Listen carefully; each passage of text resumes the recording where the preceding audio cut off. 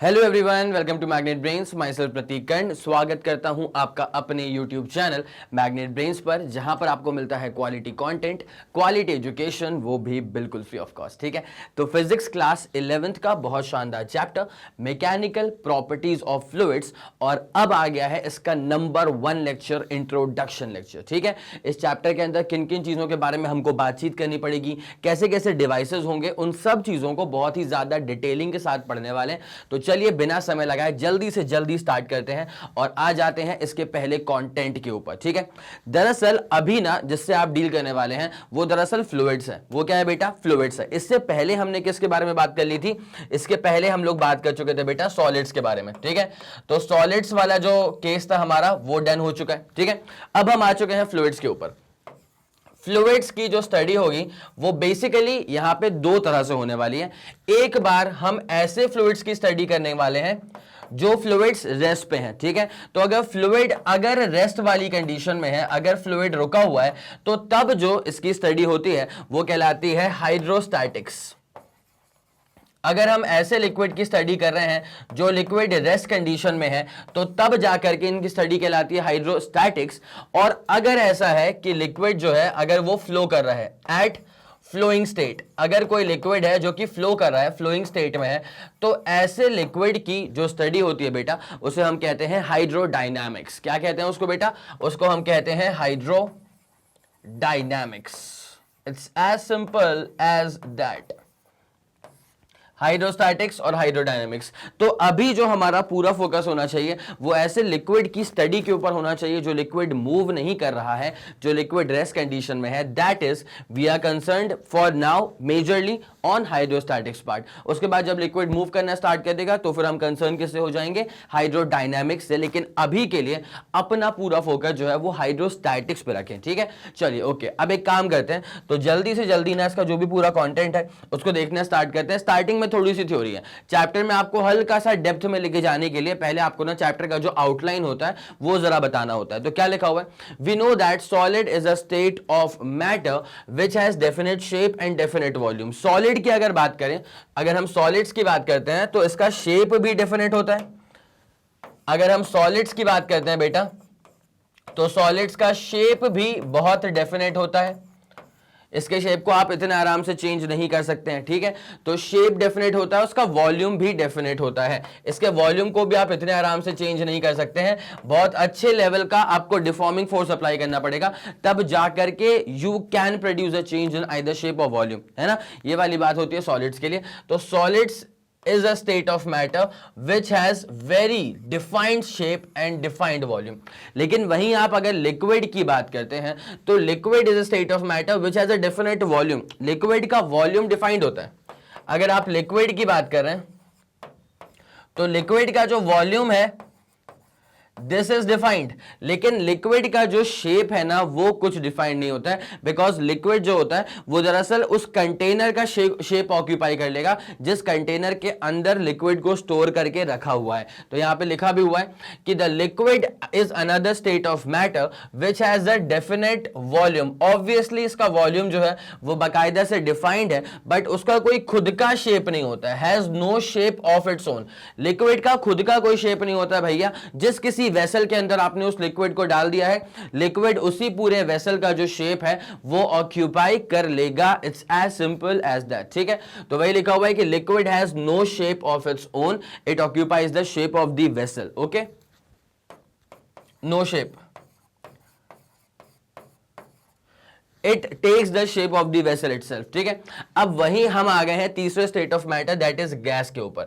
तो the gas is also a state of matter, obviously we know this. ठीक है, which has ना ही इसका कोई डिफाइंड वॉल्यूम है और इसके शेप की तो आप डेफिनेशन की बात कर ही नहीं सकते। Gases obviously by they occupy maximum space. ठीक है, मतलब यहां पे अगर मैं उसे किसी जार के अंदर अगर हम बात करें, कोई जार है हमारे पास, उसके अंदर जो गैस है भाई, जार के अंदर जितनी जगह खाली है वो गैस ने पूरी जगह ऑक्यूपाई कर ली है। आया समझ? तो लिक्विड भी शेप ऑक्यूपाई करता है वेसल का, गैस भी शेप ऑक्यूपाई करता है वेसल का, बट गैस की खास बात क्या है कि गैस पूरा अवेलेबल स्पेस जो है वो ऑक्यूपाई कर लेता है। आया समझ? तो कोई डेफिनेट शेप नहीं होता गैस का, ना ही कोई डेफिनेट वॉल्यूम होता है। तो अगर हम गैसेस की बात करें तो इसका नो डिफाइंड शेप, गैसेस का no defined shape and gases का नो डिफाइंड वॉल्यूम। ना ही शेप डिफाइंड है बेटा और ना ही इसका वॉल्यूम डिफाइंड है। It's as simple as that. तो मेरे ख्याल से सॉलिड, लिक्विड और गैसेस, ऑब्वियसली हम जो चैप्टर का जो पूरा लिंकेज पढ़ रहे हैं ना बेटा, जो यूनिट है हमारा वो है दरअसल properties of bulk matter. Properties of bulk matter. Bulk matter मतलब सॉलिड की बात करेंगे, लिक्विड की बात करेंगे और गैसेस की बात करेंगे। तो सॉलिड्स की हम बड़े बाकायदा से बात करके आ चुके हैं। अगर आप लोगों ने वो वीडियो कहीं से मिस कर दिया होगा तो कोई दिक्कत नहीं है, प्लेलिस्ट में जाइएगा, मैकेनिकल प्रॉपर्टीज ऑफ सॉलिड्स नाम का मेरा वीडियो होगा, उसकी पूरी प्लेलिस्ट बनी हुई है, तो उसको अच्छे से देख लीजिएगा। तो वहां से आपका डन हो जाएगा मैकेनिकल प्रॉपर्टीज ऑफ सॉलिड्स। अभी यहां पे मैकेनिकल प्रॉपर्टीज ऑफ फ्लूइड्स आ चुका है। यहां पे दो पार्ट होते हैं, हाइड्रोस्टैटिक्स होता है, हाइड्रोडायनामिक्स होता है। तो अभी हम जिससे डील कर रहे हैं बेटा, that is all about hydrostatics, है ना। तो यहां पे जो भी कहानी होने वाली थी वो मैंने आपको यहां पे अच्छे से बता दी है। अब जरा गौर करें, this behaviour is accounted for by the fact that the strength of forces between the molecules of solids. Solids के बीच के जो मॉलिक्यूल्स हैं, उन मॉलिक्यूल्स के बीच का जो फोर्स ऑफ अट्रैक्शन है वो बहुत जबरदस्त है। वहीं अगर आप लिक्विड के मॉलिक्यूल्स की बात करेंगे तो लिक्विड के मॉलिक्यूल्स के बीच में भी फोर्स ऑफ अट्रैक्शन है, बट वो इतना अच्छा नहीं है जितना अच्छा फोर्स ऑफ अट्रैक्शन सॉलिड के मॉलिक्यूल्स के बीच का था, ठीक है। और अगर आप गैसेस की बात करेंगे तो गैसेस के मॉलिक्यूल्स के बीच में भी हल्का सा फोर्स ऑफ अट्रैक्शन है, बट वो बहुत ही ज्यादा कम है। आया समझ के नहीं आया? तो अगर आप इंटरमॉलिक्यूलर फोर्स ऑफ अट्रैक्शन की बात करेंगे, इंटरमॉलिक्यूलर फोर्सेस की बात करेंगे, तो सॉलिड्स के अंदर इंटरमॉलिक्यूलर फोर्सेस ज्यादा है, ठीक है। तो अगर मैं इंटरमॉलिक्यूलर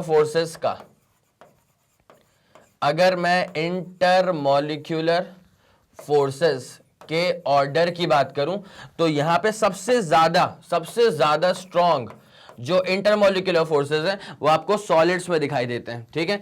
उससे जरा से कम जो इंटरमॉलिक्यूलर फोर्सेस हैं वो आपको लिक्विड्स में दिखाई देंगे, और सबसे ज्यादा कम जो इंटरमॉलिक्यूलर फोर्सेस हैं वो आपको गैसेस में दिखाई देंगे। कहां दिखाई देंगे?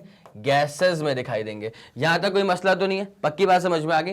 तो भाई सॉलिड के जो मॉलिक्यूल्स हैं उनके बीच का इंटरमॉलिक्यूलर फोर्स इतना शानदार होता है, तभी तो आप अगर किसी सॉलिड को डिफॉर्म करने का ट्राई करेंगे तो छोटे मोटे फोर्सेस से उस सॉलिड बॉडी के अंदर कोई डिफॉर्मिटी प्रोड्यूस नहीं होती। अगर आपको डिफॉर्मेशन करना है तो आपको काफी शानदार फोर्स अप्लाई करना पड़ेगा। लेकिन अगर मैं किसी लिक्विड इंबॉडीमेंट की बात करता हूं तो अगर मैं उसको डिफॉर्म करना चाहता हूं, अगर मैं उसका शेप जरा सा चेंज करना चाहता हूं, तो थोड़े बहुत फोर्सेस के एप्लीकेशन से भी उस लिक्विड का जो शेप है, जो भी उसका पूरा ऑक्यूपेशन है, वो चेंज मैं कर सकता हूं, बिकॉज उसके मॉलिक्यूल्स के बीच में इतना शानदार फोर्स ऑफ अट्रैक्शन नहीं होता है। गैसेस की तो खैर बात करने की जरूरत ही नहीं है। गैसेस के मॉलिक्यूल्स के बीच में जो फोर्स ऑफ अट्रैक्शन है वो ना के बराबर है। तभी तो भाई साहब वो अपने कुछ ही डिफाइंड शेप को ऑक्यूपाई करके नहीं रख पाते हैं। वो पूरा टेंड करते हैं कि वो जो पूरा तुम्हारा जो भी एम्बॉडीमेंट है जिसके अंदर इस गैस को आपने रखा हुआ है वो पूरा वेसल का शेप ही ऑक्यूपाई कर लेते हैं। आया समझ? तो इंटरमॉलिक्यूलर फोर्सेस के लिए ये छोटा सा ऑर्डर होता है। मेरे ख्याल से इसको भी आप लोगों ने नोट कर लिया होगा, ठीक है। एक एक पॉइंट को सुपर एक्सप्लेन कर रहा हूं ताकि चैप्टर को स्टार्ट करने के टाइम पे ना आपको एग्जैक्टली आइडिया हो जाए कि हम किस पैटर्न पे चलने वाले हैं, हम किस तरह से चीजों को देखने वाले हैं। जैसे कि सॉलिड्स में जब स्टार्ट किया था मैंने सॉलिड्स, तो मैंने वहां पे स्टार्टिंग में ही आपको एक बात पूरी क्रिस्टल क्लियर कर दी थी कि यहां पे आपका पूरा फोकस जो होना चाहिए वो होना चाहिए इलास्टिसिटी के ऊपर। किस पर होना चाहिए? इलास्टिसिटी के ऊपर होना चाहिए। इलास्टिसिटी की पूरी प्रॉपर्टी को डिफाइन करवाया, उसके बाद फिर उसके अंदर फर्दर क्लासिफिकेशंस हो गए थे। तो आपका जो बेस नॉलेज था ना, that was based on elasticity. वैसे ही अगर आपको मैकेनिकल प्रॉपर्टीज ऑफ फ्लूइड्स का भी हाइड्रोस्टैटिक वाले पार्ट पे अगर कमांड बनानी है तो आपका सबसे ज्यादा अच्छा ग्रिप जो होना चाहिए वो होना चाहिए कॉन्सेप्ट ऑफ प्रेशर के ऊपर। किसके ऊपर? कॉन्सेप्ट ऑफ प्रेशर के ऊपर। अब जरा एक काम करिए बेटा, ये सारी कहानी आपको समझ में आ गई होगी, ठीक है।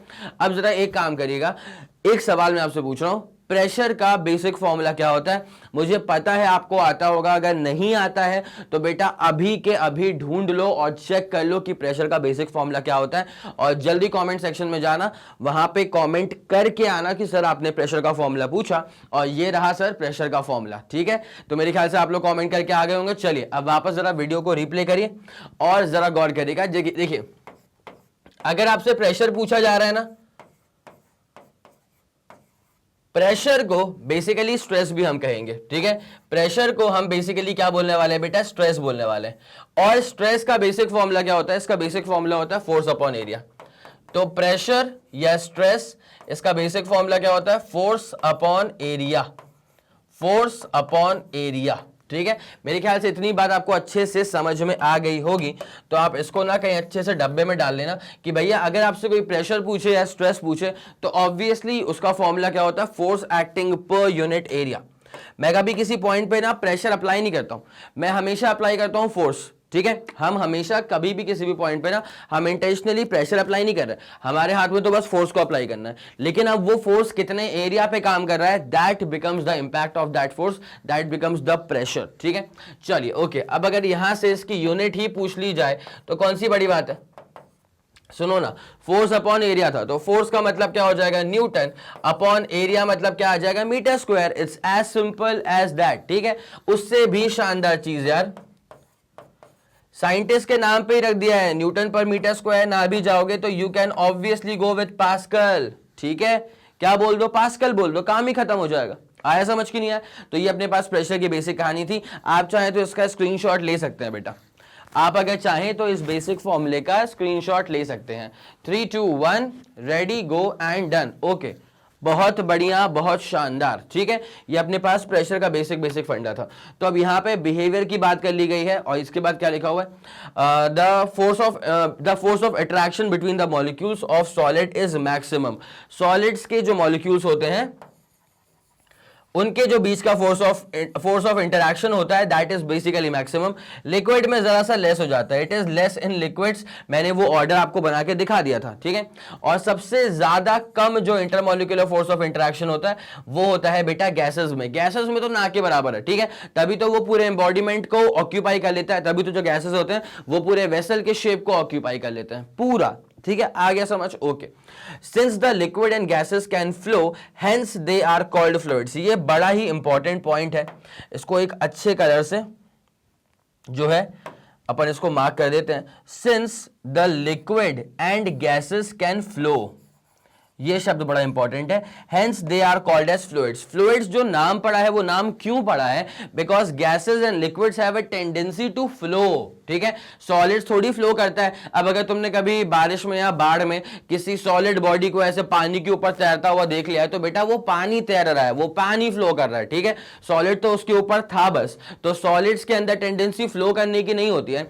गैसेस और liquid they have a tendency to flow, hence they are also called as fluids. आई पूरी बात समझ? तो एक काम करें, जो भी चीजें यहां पे लिखी हुई हैं जल्दी आप इसका स्क्रीनशॉट लेंगे, उसके बाद फिर हम कहानी को यहीं से स्टार्ट करने वाले हैं। हो गया हो गया हो गया हो गया हो गया हो गया 3 2 1 रेडी गो एंड डन। बहुत जबरदस्त। चलिए, मेरे ख्याल से यहां तक कोई परेशानी आपको बिल्कुल नहीं हो रही होगी। अब जरा कहानी को आगे बढ़ाते हैं। अब क्या लिखा हुआ है? Fluid is the name given to a substance which begins to flow when external force is applied on it. वहीं अगर आप किसी सॉलिड बॉडी पर अगर आपने एक्सटर्नल फोर्स अप्लाई भी कर दिया तो सॉलिड बॉडी के अंदर टेंडेंसी ही नहीं है फ्लो करने की। ठीक है, तो डिफॉर्मिंग फोर्स या अप्लाइड फोर्स लगाने के बाद अगर सॉलिड पे लगाया है तो उसके पास टेंडेंसी नहीं है फ्लो करने की। लेकिन अगर आप फ्लूइड्स की बात करते हैं तो fluid is the name given to a substance which begins to flow। ठीक है, fluid is the name given to a substance which begins to flow। और वो कब फ्लो करना शुरू करेगा? when external force is applied on it। अगर आप इस बॉडी के ऊपर कोई एक्सटर्नल फोर्स अप्लाई कर दोगे तभी जा करके ये जो बॉडी है वो फ्लो करना स्टार्ट कर देगी। Hence the name came as fluid. It's as simple as that. ठीक है, चले उसके बाद क्या लिखा है? The branch of physics which deals with the study of fluid at rest. मैंने बताया था कि अगर फ्लूइड रेस्ट कंडीशन में है बेटा तब उसकी स्टडी कहलाती है हाइड्रोस्टैटिक्स। बाकी हर एक चीज को सुपर एक्सप्लेन करते हुए चलूंगा, तो आप बिल्कुल ही बेफिक्र रहिएगा। अभी दिमाग में एक हल्का सा ऐसे क्लासिफिकेशन बना लो कि अच्छा फ्लूइड्स की स्टडी है तो वो दो तरह की होने वाली है। अगर फ्लूइड रुका हुआ है, अगर लिक्विड रुका हुआ है तो उसकी स्टडी देखो मूव कर सकता है, पर जरूरी नहीं कि हमेशा ही मूव करता रहे ना। ठीक है, पानी ग्लास में अगर है तो वो मूव थोड़ी कर रहा है, बट फेंक दूंगा तो मूव कर सकता है, फ्लो कर सकता है। तो अगर मैं लिक्विड की फ्लूइड की स्टडी कर रहा हूं जब वो रेस्ट कंडीशन में है तब उस पूरी ब्रांच को कहा जाएगा हाइड्रोस्टैटिक्स। और अगर वही लिक्विड मूव करना स्टार्ट कर गया तब उसकी स्टडी को कहा जाएगा हाइड्रोडायनामिक्स। ठीक है, मेरे ख्याल से यहां तक कोई परेशानी आपको नहीं लग रही होगी। तो एक काम करें बेटा, इसका भी स्क्रीनशॉट लें, उसके बाद कहानी को आगे बढ़ाते हैं। चलिए ठीक है फिर, बहुत शानदार। तो उस चीज को आप लोगों ने बहुत ही अच्छे से भली भांति नोट कर लिया होगा। ठीक है, अब जरा कहानी को यहां से आगे लेके चलते हैं। यहां लिखा हुआ है फ्लूइड एक्सर्ट्स थ्रस्ट। अब इसके पीछे क्या कहानी कोट करी गई है, देखो। When a fluid is kept in a container, the molecules of the fluids are in random motion due to their thermal velocities. अगर मान लीजिए आपके पास कोई कंटेनर है, ठीक है, फॉर एग्जाम्पल इसको यहां पर लेके चलते हैं ना अपन। मान ले कि अपने पास एक कंटेनर है। मान लो कि हमारे पास एक कंटेनर है, ठीक है। अब इसके अंदर ना बहुत सारे मॉलिक्यूल्स होंगे, इसके अंदर बहुत सारे मॉलिक्यूल्स होंगे। तो हर मॉलिक्यूल जो है ना वो दरअसल अभी रैंडम मोशन में है, ठीक है। और यहां पर उसकी जो वेलोसिटी है ना, किसी भी मॉलिक्यूल की जो वेलोसिटी है, इसको हम कह सकते हैं कि थर्मल वेलोसिटी है। This molecule is having thermal velocity. अब ये जो थर्मल वेलोसिटी का पूरा यहां पे फंडा आया है, इससे क्या मतलब है जरा गौर करना। ये जो पूरा बीकर है, ये जो पूरा सिस्टम है, वो किसी रूम में रखा होगा या किसी रूम टेम्परेचर पे रखा होगा। तो अगर रूम टेम्परेचर से अगर थोड़ी सी भी हीट लगी, अगर रूम टेम्परेचर पर है, यही मान लो, ठीक है। तो अगर रूम टेम्परेचर पे अगर जरा सी भी हीट लगेगी, तो वो हीट किसको लगेगी? इस पूरे सिस्टम को लगेगी। वो हीट किसको मिलेगी? इस पूरे सिस्टम को मिलेगी। अब heat is basically a form of energy. Heat क्या होता है बेटा? Heat is basically a form of energy. तो अगर इसके अंदर हीट ट्रांसफर हो रही है, मतलब इसके अंदर एनर्जी ट्रांसफर हो रही है, और जब मॉलिक्यूल्स को एनर्जी मिलेगी, जब इन मॉलिक्यूल्स को एनर्जी मिलेगी, तो वो जो मॉलिक्यूल्स हैं वो रुके तो नहीं रहेंगे। क्या ऐसा पॉसिबल है कि मॉलिक्यूल को एनर्जी मिली भी है और मॉलिक्यूल रुका भी हुआ है? भाई साहब पॉसिबल ही नहीं है। अगर आप किसी भी सिस्टम को या एम्बॉडीमेंट को अगर आप कुछ एनर्जी प्रोवाइड करते हैं, तो उस एनर्जी को वो यूज करेगा ना, ठीक है। अगर बहुत ही जकड़ा हुआ मॉलिक्यूल है तो अपनी जगह पे वाइब्रेशन ही शुरू कर देगा, लेकिन रेस्ट पे तो नहीं रह सकता, ठीक है। बिल्कुल स्थिरता तो उसके अंदर नहीं आ सकती है। तो जब इस पूरे सिस्टम को एनर्जी मिलेगी, then the molecules will start moving, then the molecules will start moving, या फिर वो किसी तरह का मोशन एग्जिबिट करेंगे, और shows some kind of motion, ठीक है। तो यहां पे अभी जो वेलोसिटी आई है, इसे अपन एक तरह से कह सकते हैं कि रैंडम डायरेक्शन की थर्मल वेलोसिटी है, ठीक है। या फिर सिंपल आप कह दो उसको कि थर्मल वेलोसिटी, कोई दिक्कत वाली बात तो नहीं है। तो मॉलिक्यूल्स के पास अगर यहां पे सवाल आता है कि एनर्जी आई तो आई कहां से, तो भाई साहब वो रूम टेम्परेचर की हीट जब उसने अक्वायर करी सिस्टम ने, तो heat is a form of energy. सारे मॉलिक्यूल्स को क्या मिल जाएगी? यहां पे एनर्जी, और उस एनर्जी के साथ सारे मॉलिक्यूल जो है वो मोशन एग्जिबिट करेंगे, ठीक है। चलो ओके डन। अब उसके बाद क्या लिखा हुआ है, अंडरलाइन करते हुए चलेंगे बेटा। तो when a fluid is kept in a container, the molecules of the fluid are in random motion due to their thermal velocities. Thermal velocities कहां से आई वो मैंने बता दिया, ठीक है। सराउंडिंग की हीट की वजह से आई, ठीक है। तो thermal velocity arises on account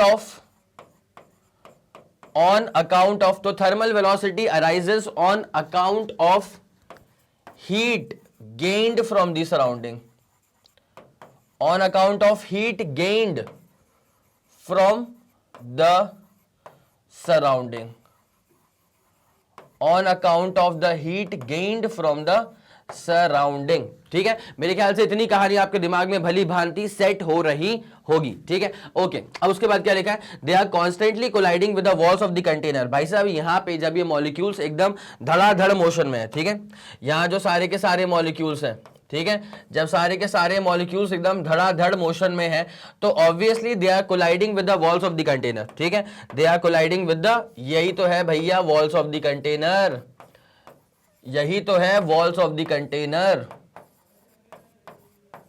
ठीक है। तो मेरे ख्याल से आपको ये वाली बात समझ में आ रही होगी। तो पहली बात, इलेक्ट्रॉन, ये जो मॉलिक्यूल्स थे इनके पास एनर्जी कहां से मूव करने के लिए? भाई साहब on account of heat gain from the surrounding, ठीक है।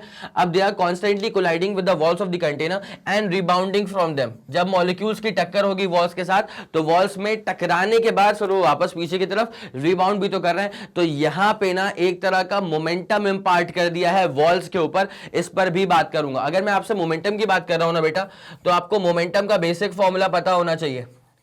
एक काम करो, वीडियो को पॉज करना, ठीक है, और कमेंट सेक्शन में जा करके फटाफट से आंसर दे देना कि सर आपने इस टाइम स्टैम्प पे पूछा मोमेंटम का फॉर्मूला क्या होता है, और हम रहे पढ़े लिखे बच्चे, हमें पता है कि मोमेंटम का फॉर्मूला क्या होता है। अगर नहीं भी पता है तो कोई दिक्कत नहीं है, वीडियो आपके लिए इंफॉर्मेटिव होने वाला है, आपको पता चल जाएगा, ठीक है। ये वाला काम आपने कर दिया होगा, कमेंट सेक्शन में आंसर लिख के आ गए होंगे। चलो अब वापस से आ जाओ और जरा वीडियो को प्ले करो और समझ जाओ कि मोमेंटम का अगर कोई फॉर्मूला पूछ रहा है, so this is nothing but just a product of mass and velocity of the body. अगर मैं मॉलिक्यूलर लेवल पे बात करूंगा ना, तो मॉलिक्यूल का मास और मॉलिक्यूल की वेलोसिटी, कौन सी वेलोसिटी? थर्मल वेलोसिटी, ठीक है। चलो अब जरा गौर करो, ऐसे मान लो कि एक पार्टिकल है जिसका मास कितना है, m के बराबर है, और यही वाला पार्टिकल इस तरफ मूव कर रहा है विद अ वेलोसिटी v, ठीक है। तो इसका मोमेंटम जो होगा, this is given as the product of mass and velocity. और एक और बात का जरा खास ख्याल रखिएगा आप कि momentum is a vector quantity. Momentum के पास क्या होता है? डायरेक्शन होता है। और मोमेंटम की डायरेक्शन क्या होती है बेटा? जिस तरफ पार्टिकल की वेलोसिटी की डायरेक्शन है, वही डायरेक्शन, वही सेम एग्जैक्ट डायरेक्शन जो होती है वो मोमेंटम की भी हो जाती है, ठीक है। तो momentum is a vector quantity, unit क्या हो जाएगी? किलोग्राम मीटर पर सेकंड, बिकॉज मास आप लेंगे केजी में और वेलोसिटी आती है फॉर ऑब्वियस मीटर पर सेकंड के अंदर, ठीक है। तो मेरे ख्याल से यहां तक कोई परेशानी आपको नहीं होगी, ठीक है, okay. So they are constantly colliding with the walls of the container and rebounding from them. It's as simple as that. उसके बाद क्या लिखा हुआ है? Due to it, they transfer the same normal change in momentum to the walls. ठीक है, जब यहाँ पे टक्कर होगी ना मॉलिक्यूल्स की कंटेनर के वॉल्स के साथ, तो जो मॉलिक्यूल्स हैं वो कुछ मोमेंटम इंपार्ट कर देंगे वॉल्स को, है ना। और यहाँ पे for every action there is an equal and opposite reaction, which is basically Newton का थर्ड लॉ। तो ये वाला भी यहां पे फॉलो होने वाला है। अगर मॉलिक्यूल्स ने कोलिजन के दौरान कुछ फोर्स अप्लाई कर दिया है वॉल्स ऑफ द कंटेनर के ऊपर, तो वॉल्स ऑफ द कंटेनर भी इन रिटर्न, इन एक्सचेंज एक फोर्स अप्लाई कर देंगे, जिसकी वजह से मोमेंटम में जरा चेंज आएगा। किसके? ये मॉलिक्यूल्स के। किसके मॉलिक्यूल्स है? फ्लूइड के मॉलिक्यूल्स है। इतनी सी बात है। तो ये वाली बात आप लोगों को समझ में आ गई होगी। चलो उसको भी जरा नोट कर लेना। Due to it, due to which, due to what? Due to collision. So due to collision they transfer the same। भैया ये सेम क्यों लिखा हुआ है? बिकॉज मैंने कहा था for every action there is an equal and opposite reaction. They impart the same normal change in momentum to the walls. In momentum to the walls, it's as simple as that. यहां तक कोई मसला, यहां तक कोई परेशानी तो नहीं है? चलो बहुत बढ़िया। This normal change in momentum transfers to the wall per unit time. भाई मोमेंटम में चेंज हो रहा है पर यूनिट टाइम, तो आपको बताइए क्या बन जाएगा? ये तो आप लोगों ने मेरे ख्याल से नोट कर लिया होगा। अगर नहीं नोट किया होगा तो जल्दी से इसका स्क्रीनशॉट ले लो, जल्दी इसका स्क्रीनशॉट ले लो। ये दरअसल आपके दिमाग में एक बेसिक आइडिया सेट कर देता है कि हम जो पढ़ रहे हैं, जो कंटेनर और वॉल्स के बीच में कोलिजन हो रहा है, वो एग्जैक्टली कैसे होगा। तो आपने इसका स्क्रीनशॉट ले लिया होगा। अब जरा मैं इसे गायब कर रहा हूं। वहां पे एक लास्ट पैराग्राफ आया था जहां मोमेंटम में चेंज की बात की जा रही है बट पर यूनिट टाइम की जा रही है, ठीक है। अब जरा गौर करें,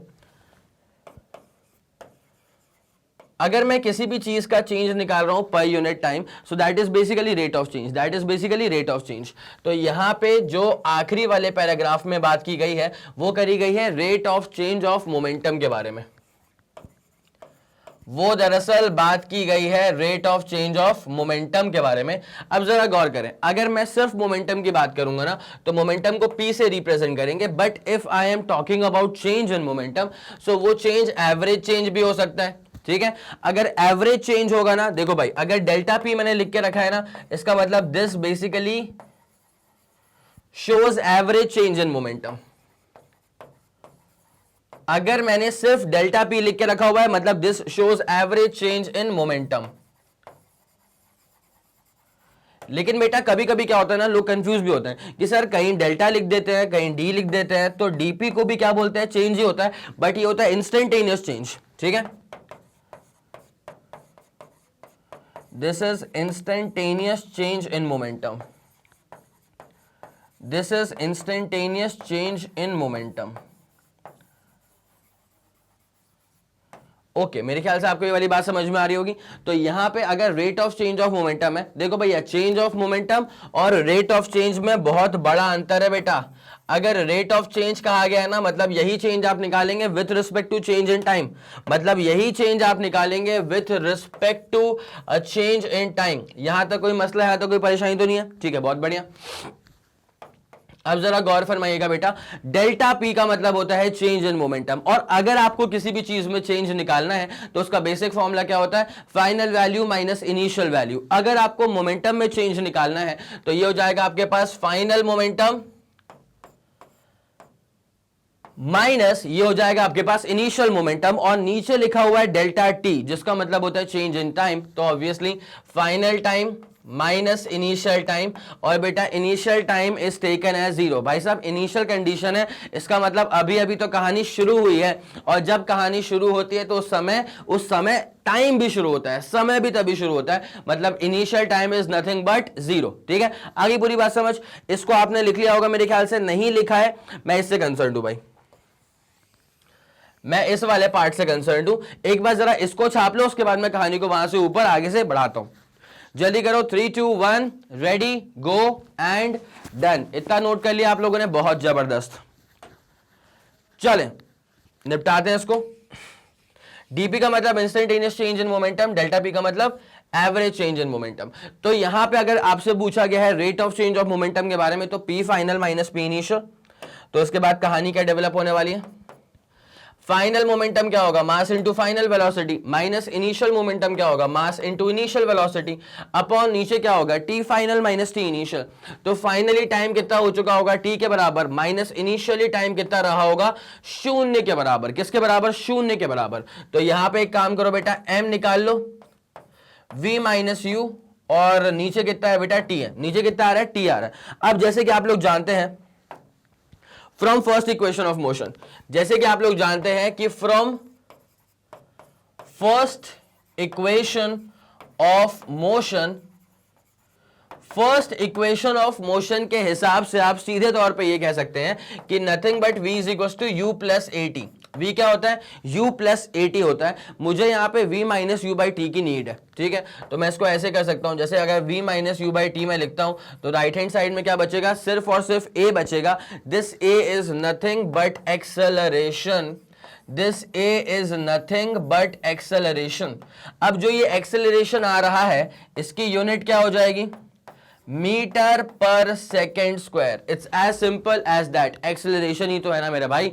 तो यहां पे अपने पास अब जो फॉर्मूला पूरा डेवलप होगा वो हो जाएगा m इंटू ए।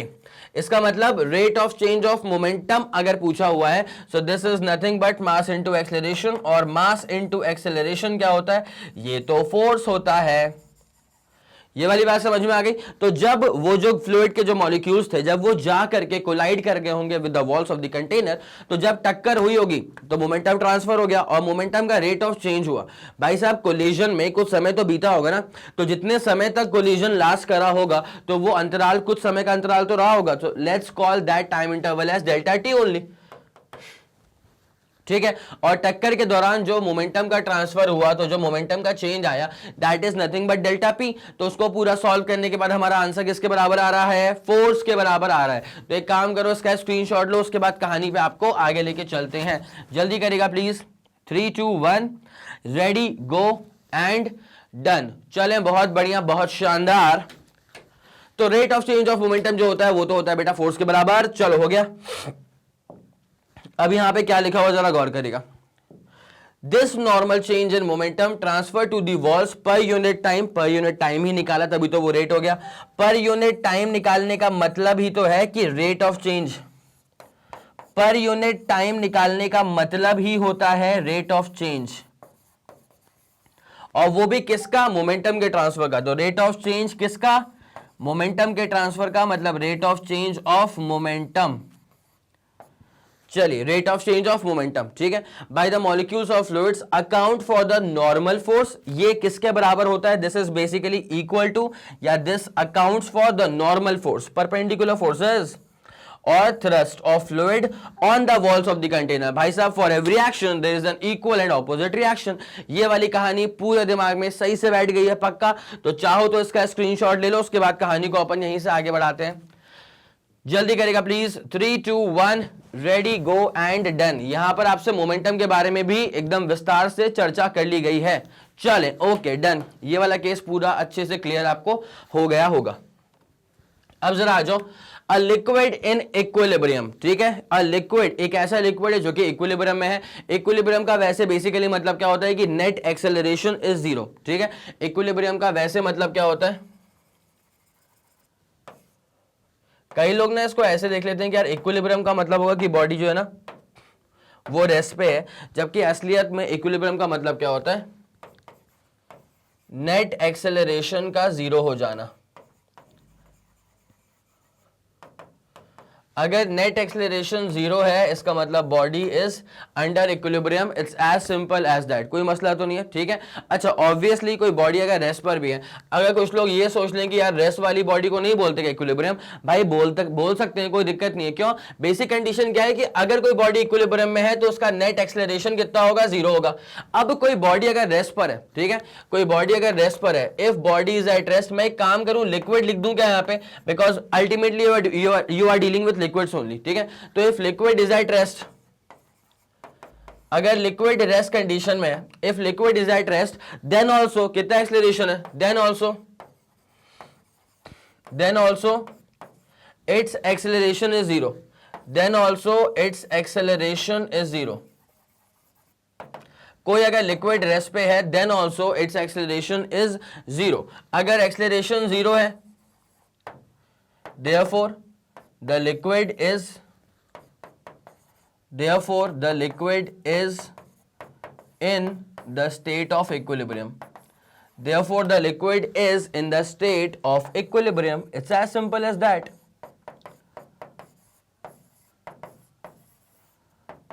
ओके तो इक्विलिब्रियम का मतलब एक्सेलरेशन का जीरो होना, इतनी सी बात को दिमाग में डाल लेना। कोई बॉडी अगर रेस्ट पर है, कोई बॉडी अगर रेस्ट पर है तो भी वो ऑब्वियसली इक्विलिब्रियम में है। कोई बॉडी अगर रेस्ट पर है तो भी वो ऑब्वियसली इक्विलिब्रियम में है, बिकॉज उसका जो एक्सेलरेशन है वो कितना हो चुका है, उसका एक्सेलरेशन कितना हो चुका है, शून्य के बराबर हो चुका है। और इसलिए आप उस लिक्विड के स्टेट को कह सकते हैं कि liquid is in the state of equilibrium only.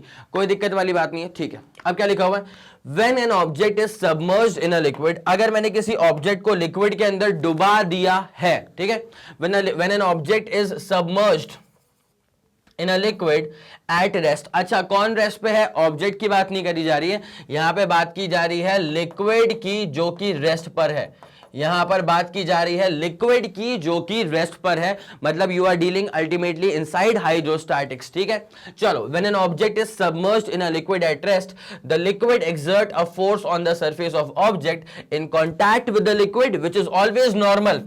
इसका पूरी अंग्रेजी का मतलब यहां पे निकल करके आता है कि ऑब्जेक्ट अगर लिक्विड के ऊपर है, या मान लिया अगर कोई ऑब्जेक्ट है जो लिक्विड के अंदर पूरा सबमर्ज कर दिया गया है, तो जितने भी पॉइंट ऑफ कांटेक्ट हैं, पॉइंट ऑफ कांटेक्ट का मतलब क्या, वो सॉलिड बॉडी लिक्विड के साथ जहां जहां से कांटेक्ट में आ रही है, जहां जहां से लिक्विड जो है वो टच कर रहा है सॉलिड को, हर उस कांटेक्ट पॉइंट पर जो लिक्विड है वो हमेशा परपेंडिकुलर फोर्स लगाने वाला है ऑन द ऑब्जेक्ट। और इसी परपेंडिकुलर फोर्स को नॉर्मल नाम दिया गया है। किसके परपेंडिकुलर है भैया, सरफेस के परपेंडिकुलर है, लिक्विड के परपेंडिकुलर मत बोलना, ठीक है, सरफेस के परपेंडिकुलर। तो भैया यहां से जो एक लाइन निकल करके आती है, इस पूरे पहले वाले बुलेट पॉइंट से जो कंक्लूजन निकल करके आता है वो ये आता है कि अगर कोई बॉडी लिक्विड के अंदर इमर्स्ड है, if a body is immersed inside a liquid, अगर कोई बॉडी लिक्विड के अंदर इमर्स्ड है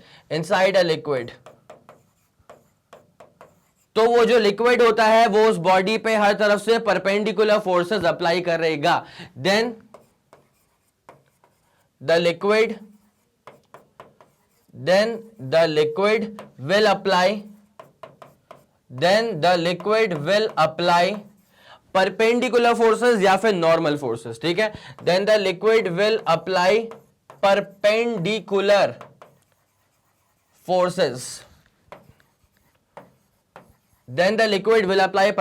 forces, और इसी परपेंडिकुलर फोर्स को प्यार से नॉर्मल फोर्स भी कहा जाता है।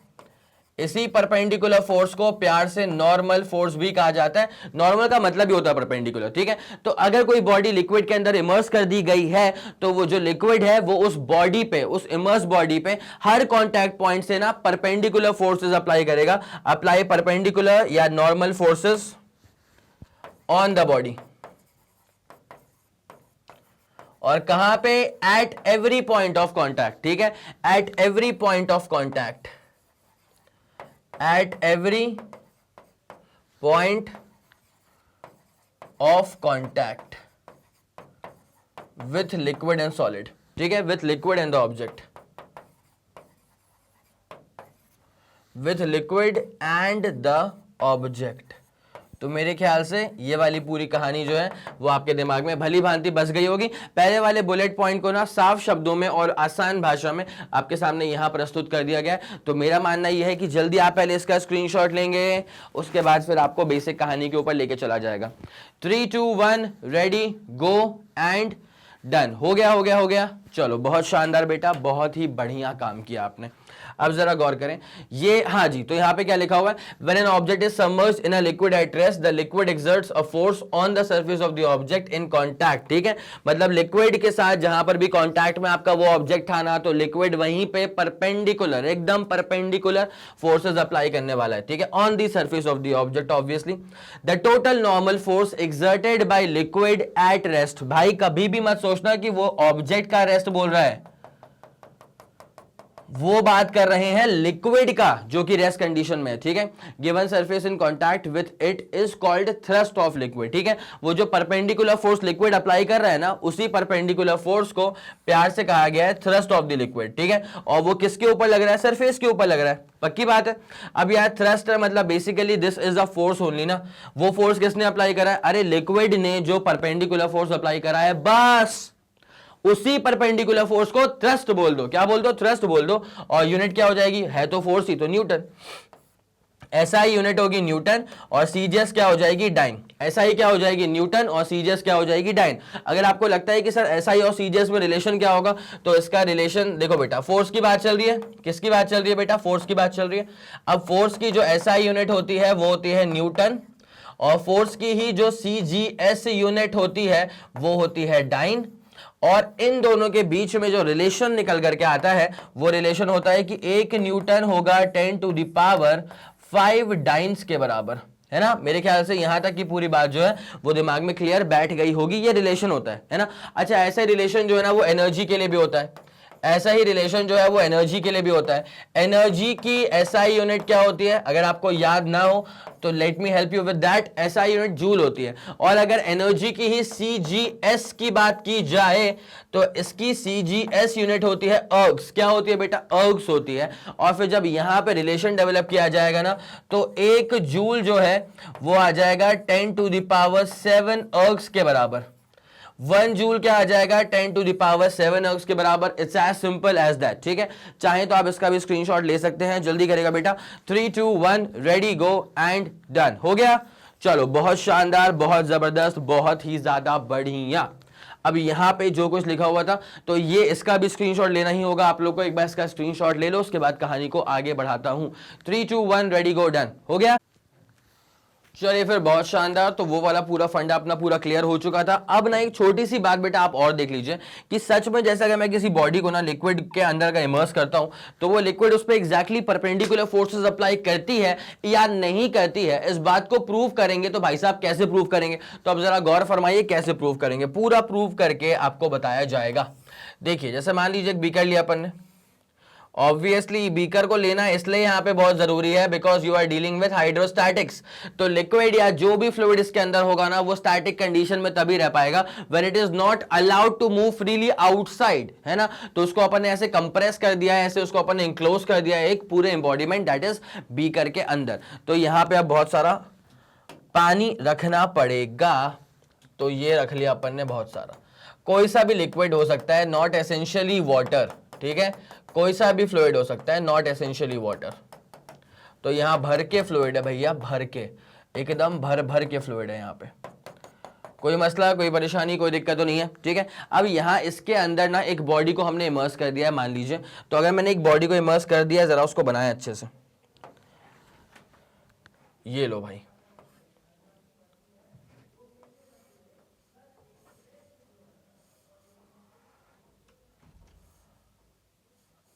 ये लो ये लो ये लो,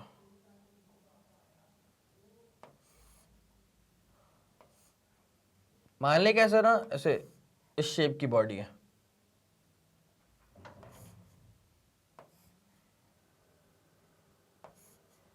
ये इसके अंदर ऐसे अटकी हुई है पानी के अंदर, है ना। अब क्या होगा कि लिक्विड जो है, मैंने क्या बोला कि भाई लिक्विड जो है वो इसके ऊपर कैसा फोर्स अप्लाई करेगा, हमेशा परपेंडिकुलर फोर्सेस अप्लाई करेगा।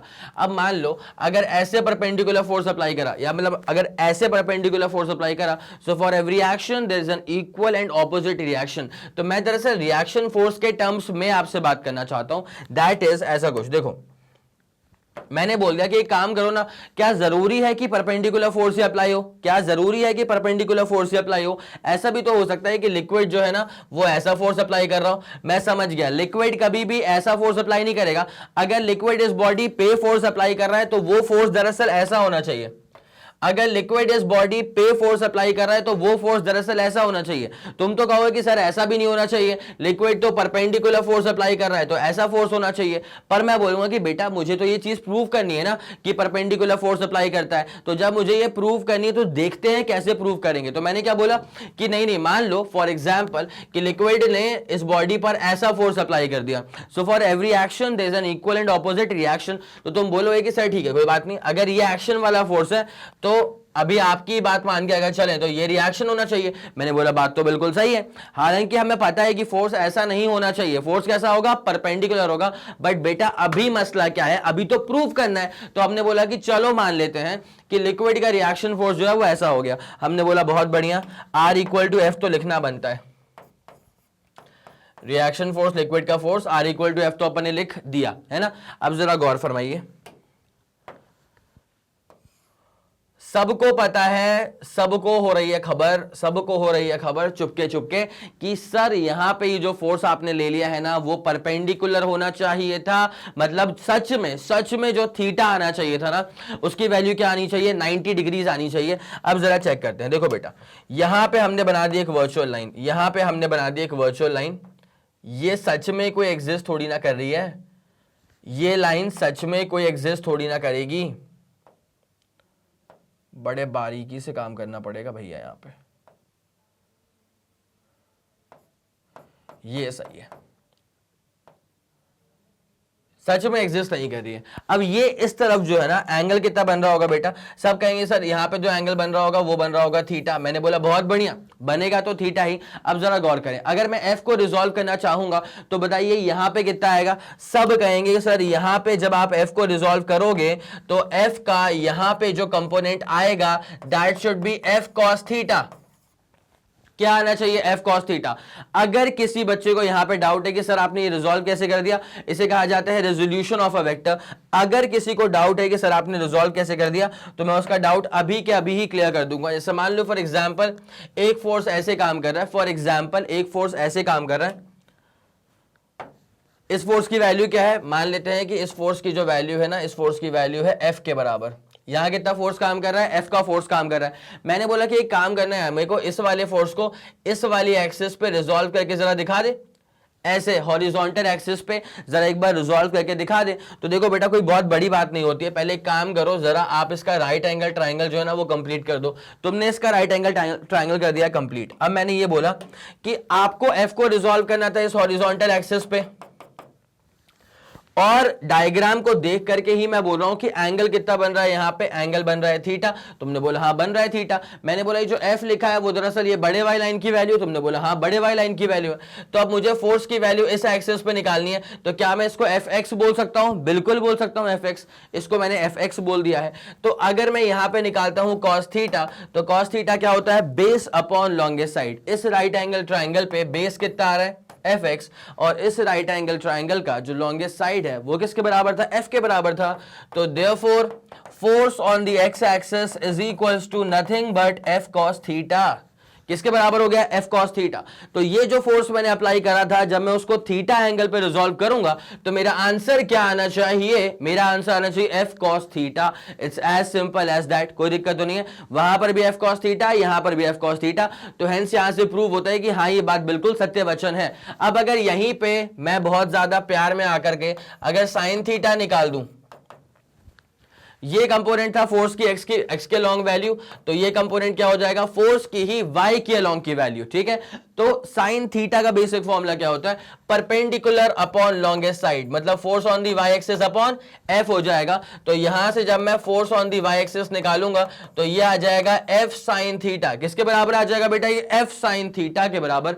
तो ये वाली बात समझ में आ गई। हालांकि मुझे इस वाले कंपोनेंट का कोई काम फिलहाल नहीं है, अगर आप चाहें इसका स्क्रीनशॉट ले लीजिए जल्दी, अगर आप चाहें तो इसका स्क्रीनशॉट ले लो बेटा, जल्दी ले लो। 3 2 1 रेडी गो एंड डन, हो गया। चलो मसला ये है, मैटर ये कि हमको ये प्रूफ करना है कि अगर कोई बॉडी लिक्विड के अंदर इमर्स होती है तो वो जो लिक्विड होता है वो इस बॉडी पर परपेंडिकुलर फोर्स अप्लाई करेगा, वो जो लिक्विड होगा वो इस बॉडी के ऊपर परपेंडिकुलर फोर्सेस अप्लाई करेगा। अब जरा गौर करें कैसे होगा पूरा कार्यक्रम। नाउ जब मैंने फोर्स को रिजॉल्व करा एफ कॉस थीटा, अब जरा देखना ये जो लिक्विड है वो तो रेस्ट कंडीशन पे है, तो अगर लिक्विड रेस्ट कंडीशन पे है तो इसमें इस एक्सिस पर इस डायरेक्शन में कोई फोर्स काम नहीं कर सकता। अगर ये वाला फोर्स काम कर रहा होता तो लिक्विड रेस्ट पे कैसे होता, आया समझ। तो now since liquid is at rest, since liquid is at rest, तभी तो आप लोग पढ़ पा रहे हैं hydrostatics. Since liquid is at rest therefore no component of force, therefore no component of force is acting। भाई ये जो एक्सिस है ना, this is basically parallel to the surface of the body. अगर ये बॉडी है और मैंने बोला कि इस तरफ कोई फोर्स नहीं काम कर रहा है, अरे अगर इस तरफ फोर्स काम करता तो लिक्विड रेस्ट पे कैसे रहता, आया समझ कि नहीं आया। बट लिक्विड रेस्ट पर है, मतलब इस तरफ कोई भी फोर्स काम नहीं कर रहा है। अब ये इस तरफ की जो बात कर रहा हूं ना, ये डायरेक्शन जो है वो दरअसल पैरेलल है, किसके पैरेलल है, सरफेस ऑफ द बॉडी के, ठीक है। तो therefore no component of force is acting parallel to the surface of the body, is acting parallel to the surface of the body, is acting parallel to the surface of the body। therefore सीधा मतलब क्या हो गया इसका कि f cos theta की value क्या हो जाएगी, 0। इसका सीधा सा मतलब क्या हो जाएगा कि f cos थीटा कितना हो चुका है, therefore f cos theta is equal to हो चुका है 0 न्यूटन। अगर f cos थीटा 0 न्यूटन हो चुका है तो इसका एक और सीधा सा मतलब है कि cos थीटा की वैल्यू भी क्या आ चुकी है, 0 आ चुकी है। और cos थीटा 0 कब आता है बेटा, बस काम खत्म हो गया। देयरफॉर cos थीटा अगर 0 आ रहा है मतलब थीटा की वैल्यू कितनी आ गई है, 90 डिग्री आ गई है। इसका मतलब यह है कि सरफेस ऑफ द बॉडी और फोर्स के बीच का एंगल कितना हो गया है, 90 डिग्रीज हो गया है। तो यहां से यह बात एकदम भली भांति प्रूफ हो जाती है कि भाई साहब लिक्विड के अंदर अगर मैं किसी बॉडी को इमर्स कर देता हूं तो लिक्विड जो है वो उस बॉडी पर कैसा फोर्स अप्लाई करती है, परपेंडिकुलर फोर्सेस अप्लाई करती है। It's as simple as that, ठीक है। मेरे ख्याल से ये वाली पूरी कहानी आपको अच्छे से समझ में आ गई होगी। तो जल्दी आप इसका स्क्रीनशॉट लीजिए, पहले तो जल्दी आप इसका स्क्रीनशॉट लीजिए बेटा। 3 2 1 रेडी गो एंड डन। बहुत बढ़िया, बहुत जबरदस्त, बहुत ही शानदार। ये वाला केस आपका पूरा समझ में आपको आ गया होगा। अब इसके बाद हम स्टार्ट करने वाले हैं application of concept of pressure. अब ये बात तो श्योर हो गई कि अगर आपने लिक्विड के अंदर किसी बॉडी को इमर्स कर दिया है तो वो जो लिक्विड है वो उस बॉडी के ऊपर हर सरफेस मतलब हर पॉइंट ऑफ कांटेक्ट पर perpendicular perpendicular perpendicular forces apply करने वाली है। It's as simple as that. अब ये जरा सा थ्योरी वाला कंटेंट है तो एक बार इसको चेक कर लो, क्या समझ में आता है मुझे बताना। अगर आ गया तो बहुत शानदार, अगर नहीं आया तो फिर इसको मैं ही सॉल्व करवाने वाला हूं, मैं ही एक्सप्लेन करवाने वाला हूं। एक बार एक नजर तो डालो इसके ऊपर जल्दी। चलिए ठीक है, तो मेरे ख्याल से इस पूरी चीज को आप लोगों ने बहुत ही अच्छे से देख लिया होगा। अब यहाँ पे बहुत ही ज्यादा नॉर्मल सी थ्योरी वाली बातचीत है और ये बातचीत जो है ना वो दरअसल आपको याद दिलाएगी क्लास 9th की। क्लास 9th की याद कैसे दिलाएगी बेटा, पढ़ा होगा तो याद आएगा, अगर नहीं पढ़ा होगा तो कोई दिक्कत नहीं है, अब पढ़ लेना इसको। देखो प्रेशर जो होता है ना, इसका मैंने आपको बताया था कि प्रेशर का बेसिक फॉर्मूला क्या होता है। इसका फॉर्मूला होता है force acting per unit area. क्या ये बात सत्य वचन है? तो हाँ, ये बात बिल्कुल सत्य वचन है कि प्रेशर क्या होता है, फोर्स अपॉन एरिया। अगर मैंने फोर्स की वैल्यू फिक्स कर दी है कि भाई साहब ये गिवन फोर्स है ना, मतलब मान लो किसी इंसान की जो अपर कैपेसिटी है वो है कि वो 100 न्यूटन तक का फोर्स अप्लाई कर सकता है। तो फॉर अ गिवन फोर्स जब ये लिखा जाता है ना कि फॉर अ गिवन फोर्स, ये तुमने बहुत जगह पे देखा होगा कि लिखा है फॉर अ गिवन फोर्स, इसका मतलब क्या होता है कि कहीं ना कहीं वो आपको बताना चाह रहे हैं कि बेटा फोर्स की वैल्यू कर दी गई है फिक्स्ड, ठीक है, फोर्स हो चुका है कांस्टेंट। अगर फोर्स कांस्टेंट हो जाएगा तो इसका मतलब ये है कि जो प्रेशर होगा, इसका मतलब ये है कि जो प्रेशर होगा that is going to be inversely proportional to area of cross section या फिर एरिया ऑफ कांटेक्ट, ठीक है। तो प्रेशर जो होगा this is going to be inversely proportional to area of contact या फिर एरिया ऑफ क्रॉस सेक्शन। तो अगर कभी एरिया बहुत ज्यादा बढ़ गया तो प्रेशर जो है वो कम हो जाएगा। प्रेशर बेसिकली क्या है, इंपैक्ट ऑफ द फोर्स है। उस फोर्स से आपको कितना दर्द महसूस हुआ, वो दर्द कौन मेजर करेगा, एक तरह से रिलेटिवली प्रेशर को हम बोल सकते हैं, ठीक है।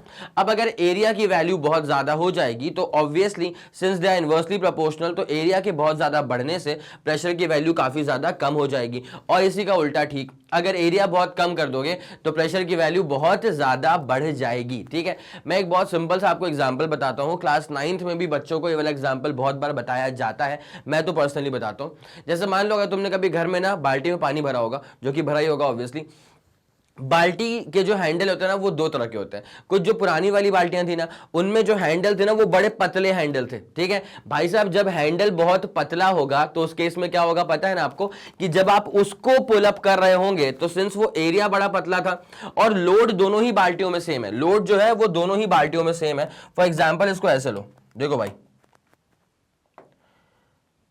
ये ले लो तरीके से, देखो ऐसे मान लो ये तुम्हारे पास एक बाल्टी है, मान लो एक बाल्टी तुम्हारे पास ही है और एक बाल्टी ऐसी ही है। दोनों में लोड मतलब दोनों में जो अमाउंट ऑफ लिक्विड है ना, अमाउंट ऑफ पानी जो है वो दोनों में सेम है, दोनों में अमाउंट ऑफ पानी जो है वो सेम है। पानी के अमाउंट को अपन चेंज नहीं करना चाह रहे, ताकि मैं इस बात को एकदम मेंशन कर सकूं कि लोड जो है वो फिक्स्ड है, लोड जो है वो फिक्स्ड है। तो यहां पे जितना लोड है उतना ही लोड इस वाले पानी के अंदर है, ठीक है। लेकिन इस वाली बाल्टी का जो डंडी है, इस वाली बाल्टी की जो डंडी है, हैंडल है इसका जो, वो बड़ा पतला हैंडल है, ठीक है। और इस वाली बाल्टी में जो हैंडल है वो मान ले मोटा हैंडल है। इस वाली बाल्टी का जो हैंडल है वो इस वाले से कंपेयर करेंगे तो मोटा हैंडल है। तो हमको पता है भाई साहब कि यहाँ पे सिंस ये मोटा हैंडल है ना, तो हमने ये फील तो करके रखा हुआ है कि जब हम इसमें पानी भर के लाते थे तो आसानी से पानी हम उठा लिया करते थे, लेकिन जब इस वाली बाल्टी को हम यूज करते थे तो हाथ पे ना एक अलग सी ही लकीर बन जाया करती थी, ठीक है। तो वो ऐसा क्यों होता था बेटा, बिकॉज जब एरिया बहुत कम हो जाता है, जब तुम इसके थ्रू इस पानी की बाल्टी को उठाना चाहोगे तो यहाँ पे क्या हो गया कि एरिया बड़ा कम है। तो एरिया जब कम होगा तो ये जो प्रेशर लगेगा हमारे हाथ पे वो काफी ज्यादा लगेगा। अब वहीं इसका उल्टा वाला केस यहां देख लो कि यहां पे हैंडल का जो एरिया है वो काफी ज्यादा है। तो जब हैंडल का एरिया काफी ज्यादा है तो जो प्रेशर हमारे हाथों पर फील होगा वो प्रेशर की वैल्यू जो है वो काफी कम हो जाएगी। आ गया समझ में? तो ये फीलिंग के साथ मैं तुमको बता दिया कि कैसे प्रेशर और एरिया जो है वो इनवर्सली प्रोपोर्शनल होते हैं, ठीक है। ये वाली बात समझ में आ गई। तो एक काम करें बेटा, जल्दी आप एक बार जरा इसका स्क्रीनशॉट ले लो। 3 2 1 रेडी गो एंड डन। इसका आप लोगों ने स्क्रीनशॉट ले लिया है, चलो बहुत शानदार। अब जरा इसको गायब करता हूं और आपको लेके चलता हूं उसके थ्योरी वाले पार्ट पे, ठीक है। मैंने यहां बता के रखा है कि pressure is inversely proportional to area. अब जरा गौर करें यहां पे क्या लिखा हुआ है। The bags and suitcases are provide with broad handles. Bags और सूटकेसेस के जो हैंडल्स होते हैं वो बड़े चौड़े हैंडल्स होते हैं, ठीक है। तो इससे क्या होता है, जब हैंडल्स बड़े मोटे हैं, बड़े चौड़े हैंडल्स हैं, तो एरिया उसका बढ़ गया, एरिया ऑफ कांटेक्ट बढ़ गया। जैसे मैं किसी बैग को कैरी कर रहा हूं ना, तो जो उसका एरिया ऑफ कांटेक्ट है मेरे हाथों के साथ वो तो बढ़ चुका है ना। एरिया ऑफ कांटेक्ट बढ़ेगा तो प्रेशर वैसे भी कम हो जाएगा, because it is inversely proportional, ठीक है। So that small pressure is exerted on the hand, so that small pressure is exerted on the hand while carrying them। अब जब मैं उनको उठाऊंगा ना तो मेरे हाथों पे बड़ा ही कम प्रेशर फील होने वाला है। आगे इतनी पूरी बात समझ में, दिमाग में अच्छे से बैठ रहा है, चलो बहुत जबरदस्त। उसके बाद क्या लिखा हुआ है, railway tracks are laid on, ये अगला एग्जांपल है बेटा, railway tracks are laid on large sized wooden iron और सीमेंटेड स्लीपर्स। ये आप लोगों ने देखा होगा ऑब्वियसली, जब रेलवे की ट्रैक को आप देखते हैं ना तो वहां पे ऐसे बहुत सारे ना ऐसे हॉरिजॉन्टल लाइंस लगी होती हैं, ठीक है, वो लकड़ी के पट्टे होते हैं बेसिकली, आयरन के स्लीपर्स भी कह सकते हैं उसको अपन, उसके भी बनाए जा सकते हैं। तो जैसे मान लो अगर ये अपने पास कोई रेलवे ट्रैक है, मान लो ये अपने पास कोई रेलवे ट्रैक है, तो जो रेलवे ट्रैक है ना वो दरअसल एम्बेडेड था, वो दरअसल एक तरह से ले डाउन करके रखा हुआ था ओवर हॉरिजॉन्टल स्ट्रिप्स, ठीक है, स्ट्रिप्स नहीं बोलना चाहिए, वो बहुत मोटे से पट्टे होते हैं। तो यहां पे ये जो इसका एरिया बनता है, इसको अपन लेते हैं ऐसे, कंप्लीटली फिल करना पड़ेगा, ऐसे बहुत सारे ना, आपको अब याद आ रहा होगा कि हाँ यार ऐसे बहुत सारे वुडन पट्टे बना करते थे, ठीक है। अब ऐसा वो क्यों करते हैं तुमको पता है भाई साहब, ट्रेन की बात चल रही है, ठीक है, क्या अमाउंट ऑफ प्रेशर है, अलहदा अमाउंट ऑफ प्रेशर है, क्या शानदार अमाउंट ऑफ प्रेशर यहां पे होने वाला है। अब जब यहां पे ये वुडन ब्लॉक्स होते हैं, ऐसे वुडन स्ट्रिप्स होते हैं मोटे वाले, तो यहां से क्या होता है, जब एरिया बढ़ जाएगा तो ऑब्वियसली अगेन वही वाला काम है कि एरिया आपने इवेंचुअली बढ़ा दिया, जब एरिया बढ़ गया है तो उस ट्रैक के ऊपर से जब ट्रेन गुजरेगी तो जो अमाउंट ऑफ प्रेशर कितना ज्यादा हो सकता था उसकी वैल्यू जरा सी कम हो जाती है। आया समझ में, बिकॉज क्या है, एरिया बढ़ गया तो उससे प्रेशर की वैल्यू जो है वो कम हो जाएगी, तो इससे वो जो पूरा ट्रेन का मोशन है वो स्मूथ रहेगा। अब कल को ट्रेन चल रही है और तुम्हारी जमीन नहीं मना कर देगी भाई साहब इतना प्रेशर नहीं झेल पा रहे हम, ठीक है, तो वहां पे अगर वो जमीन उखड़ेगी तो ये जो पूरा वुडन, ये जो पूरा ट्रैक बिछा हुआ था, क्या वो सही से काम कर पाएगा, नहीं कर पाएगा, ठीक है, वो डिरेल हो जाएगा। आया समझ। तो यहां पे आपका जो प्रेशर एक्सर्ट हो रहा है ट्रेन के द्वारा वो बहुत ज्यादा अलग लेवल पे ना पहुंच जाए, प्रेशर कम हो जाए, इसलिए एरिया यहां पे बढ़ा दिया जाता है। जिस चीज के ऊपर ये ट्रैक पूरा बिछा हुआ है ना, वो वुडन स्ट्रिप्स जो हैं, तो उनको दरअसल बड़ा रखा जाता है ताकि एरिया बढ़ जाए और प्रेशर जो है उसकी मात्रा कम हो जाए। आ गया समझ, चलो ठीक है। तो ये वाली कहानी होती है। तो railway tracks are laid on large sized wooden या iron sleepers so that the thrust pressure weight force due to weight of the train is spread over a large area, ठीक है। और जब फोर्स किसी बड़े एरिया पे spread out हो जाएगा तो एरिया के बढ़ने से प्रेशर की जो वैल्यू है वो ऑब्वियसली कम हो जाएगी। तो वही वाली कहानी, on ground and would prevent the yielding of the ground, and would prevent the yielding of the ground, जमीन उखड़ने से बचेगी। आया समझ कि नहीं आया, पक्का। तो डिरेलमेंट होने से भी बच जाएगा, बहुत जगहों पे ऐसा इंस्टेंसेस देखा गया है। तो आपको ये वाली पूरी बात समझ में आ गई है। तो एक काम करो बेटा, जल्दी से इन दो चीजों का स्क्रीनशॉट ले लो। 3 2 1 रेडी गो एंड डन। खास तौर से जो चीजें लिखी हुई है यहाँ पे कि pressure equal to force upon area, inversely proportional. चलो, इनवर्स प्रोपोर्शनैलिटी आपके दिमाग में सही से बैठ गई होगी। ओके डन, आगे बढ़ते हैं। अब उसके बाद क्या लिखा हुआ है, pins and nails are made to have pointed ends. भाई ये जो पिन वाला एग्जांपल है वो बड़ा ही दर्दनाक एग्जांपल है। मान लीजिए फॉर एग्जांपल अगर तुम्हारे हाथ पे, ठीक है, ये दिख रहा है, ये इसका जो एरिया ऑफ क्रॉस सेक्शन है ना वो काफी डिसेंट है, मतलब बहुत छोटा एरिया ऑफ क्रॉस सेक्शन ये बिल्कुल नहीं है, ठीक है। अब अगर मैं इसको तुम्हारे हाथ पे एक डिसेंट अमाउंट ऑफ फोर्स से ऐसे ठोक देता हूं, ठीक है, तो यहां पे क्या होगा कि जब ये इसका एरिया काफी बड़ा है, तो मान लो कि मेरे में कैपेसिटी है कि मैं 10 के फोर्स से इसको ना ऐसे स्ट्राइक करवाऊंगा। तो जब मैंने 10 न्यूटन के फोर्स से इसको ऐसे स्ट्राइक करवाया तो होगा क्या ना कि जो फोर्स लग रहा है वो तो कांस्टेंट है, लेकिन सिंस यहाँ पे एरिया बड़ा है, तो जब एरिया बड़ा होता है तो वहां से प्रेशर जो है उसकी वैल्यू कम हो जाती है ऑब्वियसली। तो जब एरिया बड़ा था तो प्रेशर मेरे हाथों पे कम महसूस हुआ, ठीक है। But now the thing is this कि अगर मैं इतना ही फोर्स, कितने का फोर्स था याद करो, 10 Newton for a given force, इसलिए कहा जाता है कि भाई फोर्स को आपने कर दिया है कांस्टेंट, तभी तो मैं इस बारे में बात कर पाऊंगा कि pressure is inversely proportional to area. So for a given force, अब यहां पे एरिया काफी ज्यादा था तो प्रेशर जो था वो कम था, बट अगर मैं इतने ही फोर्स के साथ एक पिन लेके आ जाऊं और अगर पिन से हमने ऐसे कर दिया तो भाई साहब खूनम खून हो जाएगा। आया समझ की नहीं आया? तो यहां पे ऐसा क्यों होगा, बिकॉज पिन का जो एरिया है वो बड़ा छोटा है, और जब एरिया छोटा होगा तो उससे प्रेशर जो डेवलप होगा अल्टीमेटली वो बढ़ जाएगा और उतना प्रेशर झेल नहीं पाएगी आपकी बॉडी। आया समझ? चलो ठीक है, तो यहाँ पे वही लिखा हुआ है। अच्छा, ये एग्जांपल मैंने ना एक बॉडी पे करके बता दिया, लेकिन यहाँ पे जो मैंने एग्जांपल कोट करा है वो दरअसल अपन दिवाली में यहाँ पे घरों में कील वील नहीं ठोकते रहते हैं कि यहाँ पे झूमर लटकेगा, यहाँ पे ये लटकेगा, तो वहां पे आप दीवालों पे जो कील ठोक रहे हैं ना, उसका यहाँ पे एक रेफरेंस दिया गया है कि अगर आप कील को ठोक रहे हैं तो ऑब्वियसली वो इतने आराम से पेनिट्रेट कैसे कर रही है दीवार को, because the thing is this कि जो कील है, जो नेल है, जो पेन है, उसका जो एरिया ऑफ कॉन्टैक्ट है वो बड़ा छोटा है, तो for a given amount of force वहां पे जो प्रेशर डेवलप होगा वो काफी अच्छा डेवलप होगा, सो दैट आराम से पेनिट्रेट कर जाएगी कील दीवार को। ठीक है, चलो, pins and nails are made to have pointed ends, वही तो मसला है।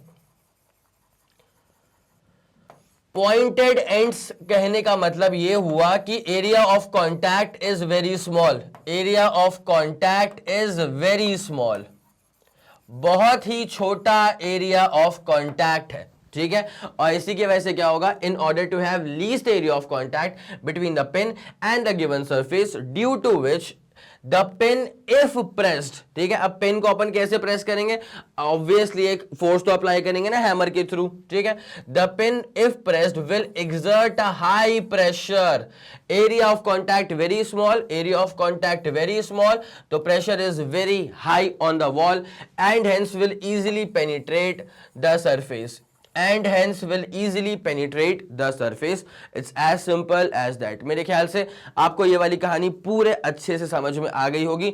इसको एग्जाम्पल के तौर पे तो आपको छापना ही पड़ेगा, तो जल्दी इसका स्क्रीनशॉट लीजिए। 3 एग्जाम्पल्स मैं आपको दे चुका हूं। ठीक है, 3, 2, 1 रेडी गो एंड डन। हो गया बेटा, बहुत जबरदस्त, बहुत शानदार, इतनी पूरी कहानी दिमाग में सेट हो गई है। अब आते हैं अगले वाले फंडे के ऊपर। सर यहां पे आ गया है concept of density and concept of relative density. ठीक है, तो पहले डेंसिटी की बात कर लेंगे, उसके बाद रिलेटिव डेंसिटी की बात कर लेंगे। तो अगर कोई आपसे डेंसिटी के बारे में पूछे तो डेंसिटी, एक काम करो ना, जल्दी से कमेंट सेक्शन में जाओ। देखो, पहली बात तो डेंसिटी को अपन रो के सिंबल से कहते हैं, रिप्रेजेंट। ठीक है, now the thing is this कि आप जल्दी से कमेंट सेक्शन में जाइएगा और मुझे फटाक से बता दो कि डेंसिटी का फॉर्मूला तुम्हें क्या याद आ रहा है अभी के अभी। ठीक है, जल्दी गए कमेंट सेक्शन में डाल दे कि सर इस टाइम स्टैम्प पे आपने ये सवाल पूछा, ये रहा आपका आंसर, कर दिया वो वाला काम। चलो अब वापस से आ जाओ, वीडियो को स्टार्ट करो। अब जरा देखो, डेंसिटी का जो फॉर्मूला होता है ना बेटा, वो पहली बात तो डेंसिटी आप ऐसे रैंडमली नहीं पूछ लेते, डेंसिटी किसी बॉडी की ही पूछी जाएगी ना ऑब्वियसली। तो अगर आप किसी भी बॉडी की डेंसिटी पूछ रहे हैं तो डेंसिटी का बेसिक फॉर्मूला हो जाता है मास अपॉन वॉल्यूम, या फिर मैं इसको ऐसे लिख दूं कि density of the body is basically the ratio of mass of the body, is basically the ratio of mass of the body, भाई मास बोले तो m, ठीक है, अपॉन नीचे क्या आ जाएगा, नीचे आ जाएगा वॉल्यूम ऑफ द बॉडी। तो density is ratio of mass upon volume, density is the ratio of mass of the body upon नीचे क्या आ जाएगा, volume of the body. It's as simple as that, density is mass upon volume of the body, बस इतनी सी बात होती है। ठीक है, अब एक बात सुनते हुए चलना, अगर आपको डेंसिटी की यूनिट निकालनी है, क्या निकालना है बेटा, अगर आपको डेंसिटी की निकालनी है यूनिट, तो क्या पॉसिबिलिटी होगी इसकी, जरा गौर करिएगा यार। ये मास अपॉन वॉल्यूम है, तो मास का जो SI यूनिट होता है वो तो किलोग्राम होता है, अपॉन वॉल्यूम के लिए क्या होता है, मीटर क्यूब होता है। It's as simple as that. कोई दिक्कत, कोई परेशानी, कोई मसला, पक्का श्योर है? ठीक है, तो ये हो गया। अच्छा, होता है क्या एक और चीज, ये इसकी SI यूनिट है बेटा, ये क्या है, इसकी SI यूनिट है, सिस्टम इंटरनेशनल यूनिट। अगर आप इसकी CGS यूनिट निकालना चाहेंगे, अगर आप इसकी CGS यूनिट निकालना चाहेंगे तो वो आ जाएगा ग्राम पर, देखो किलोग्राम के लिए यहाँ पे ग्राम आ गया और वहां पे था मीटर क्यूब, तो यहाँ पे आ जाएगा सेंटीमीटर क्यूब, यहाँ पे क्या आ जाएगा, सेंटीमीटर क्यूब। ठीक है, तो ग्राम पर सेंटीमीटर क्यूब। आपको पता है इसको ना जी बाई सीसी भी कहते हैं, ठीक है, मतलब वही वाली बात हो गई, ग्राम पर सेंटीमीटर क्यूब। अब मैंने क्यों बताया आपको, because the thing is this कि कई सारे न्यूमेरिकल्स में ना डेंसिटी ऑफ वाटर जो है, डेंसिटी ऑफ वाटर जो है वो गिवन होता है कि यार वो तो 1 जी बाई सी सी है, ठीक है। इसका मतलब क्या है, 1 ग्राम पर सेंटीमीटर क्यूब है। बट ऑब्वियसली क्वेश्चंस को सॉल्व करने के लिए आपको हर पैरामीटर, हर फिजिकल क्वांटिटी की जो यूनिट होती है वो लेके चलना पड़ता है इन टर्म्स ऑफ एसआई यूनिट। तो अगर डेंसिटी मुझे वाटर की गिवन है ग्राम पर सेंटीमीटर क्यूब में, तो मैं ऑब्वियसली उसे कन्वर्ट किस में करने वाला हूं, किलोग्राम पर मीटर क्यूब में। तो अब वो कन्वर्जन कैसे होगा वो भी मैं आप लोगों को सिखा देता हूं। तो पहले एक काम करते हैं, पहले वो सीख ही लेते हैं, उसके बाद कहानी को आगे बढ़ाएंगे। रेलवे ट्रैक वाला फंडा तुम लोग को पूरा समझ में आ गया होगा, चलो ठीक है। अब जरा गौर करना जब सवाल ये आता है ना कि 1 ग्राम पर सीसी है, अब इसको कन्वर्ट कैसे करोगे तुम पूरा किलोग्राम पर मीटर क्यूब में। तो इसको पहली बात तो अच्छे से लिख लो, 1 ग्राम पर सीसी। यार ये सीसी का मतलब क्या होता है, सेंटीमीटर क्यूब। सीसी का मतलब क्या होता है, सेंटीमीटर क्यूब, सेंटीमीटर क्यूब। अब कई लोग ये समझ लेते हैं कि सेंटी अलग है, सिर्फ मीटर का क्यूब है। बेटा ऐसा नहीं है, कई लोग यहाँ पे गलती कर बैठते हैं, तो ऐसा नहीं है। ये पूरे सेंटीमीटर का क्यूब है। ये क्या है बेटा, ये पूरे सेंटीमीटर का क्यूब है, ठीक है। अब जरा गौर करो, 1 भाई तुमको ऊपर क्या चाहिए, किलोग्राम। तुमको ऊपर क्या चाहिए, किलोग्राम, बिकॉज एसआई यूनिट जो होती है उसमें ऊपर क्या आता है, किलोग्राम आता है। तो मतलब अगर मैं के लगा दूं यहाँ पे, ठीक है, अगर मैं के लगा दूं it becomes kilogram. Now the thing is this कि के का मतलब क्या होता है, 10 टू द पावर 3। तो इसको बैलेंस आउट करने के लिए 10 टू द पावर -3 का मुझे यहाँ पे मल्टीप्लीकेशन भी तो करना पड़ेगा ना, ताकि चीजें एकदम अच्छे से फिट हो जाए। अपॉन नीचे क्या है, सेंटीमीटर क्यूब। सेंटी का इटसेल्फ मतलब क्या होता है, 10 टू द पावर -2। जब मैं 10 टू द पावर -2 का क्यूब करूंगा, 10 टू द पावर क्या बैठ जाएगा, -6, ठीक है। और उसके बाद यहाँ पे मीटर क्यूब था, तो बाकायदा से मीटर क्यूब है, इसमें कोई दिक्कत वाली बात नहीं है, ठीक है। चलो, तो यहां जब मैं इसको फर्दर सॉल्व करूंगा ना, तो 1 ग्राम पर सेंटीमीटर क्यूब अब जो आपके पास आने वाला है वो कितना आने वाला है, देखो 10 टू द पावर -3 है, -6 वाले को ऊपर ले जाओ, 10 टू द पावर 6 पहुंच जाएगा। क्या पहुंच जाएगा, 10 टू द पावर 6। उसके बाद यहां पे क्या आ रहा है बेटा, किलोग्राम पर मीटर क्यूब तो आ गया। लो भैया कन्वर्जन हो गया। जहां पे हम अटके हुए थे ना कि सर ये ग्राम पर सेंटीमीटर क्यूब कैसे कन्वर्ट होगा किलोग्राम पर मीटर क्यूब में, लो तुम्हारे सामने प्रस्तुत है तुम्हारा पूरा जवाब। 10 टू द पावर ऊपर कितना आएगा, 3 आ जाएगा, तो इसका मतलब 10 to the power 3 kilogram per metre cube. अब ये तो मैंने पूरा प्रोसीजर आपको दिखा दिया है, बट अल्टीमेटली फिर जो आप लोग याद करेंगे या जो आप लोग याद रखेंगे वो आप सिर्फ ये याद रखेंगे कि यार 1 gram per centimetre cube is equal to क्या हो जाता है, 10 to the power 3, 1000 kilogram per metre cube. This is the standard density for water बेटा, this is the standard density for water.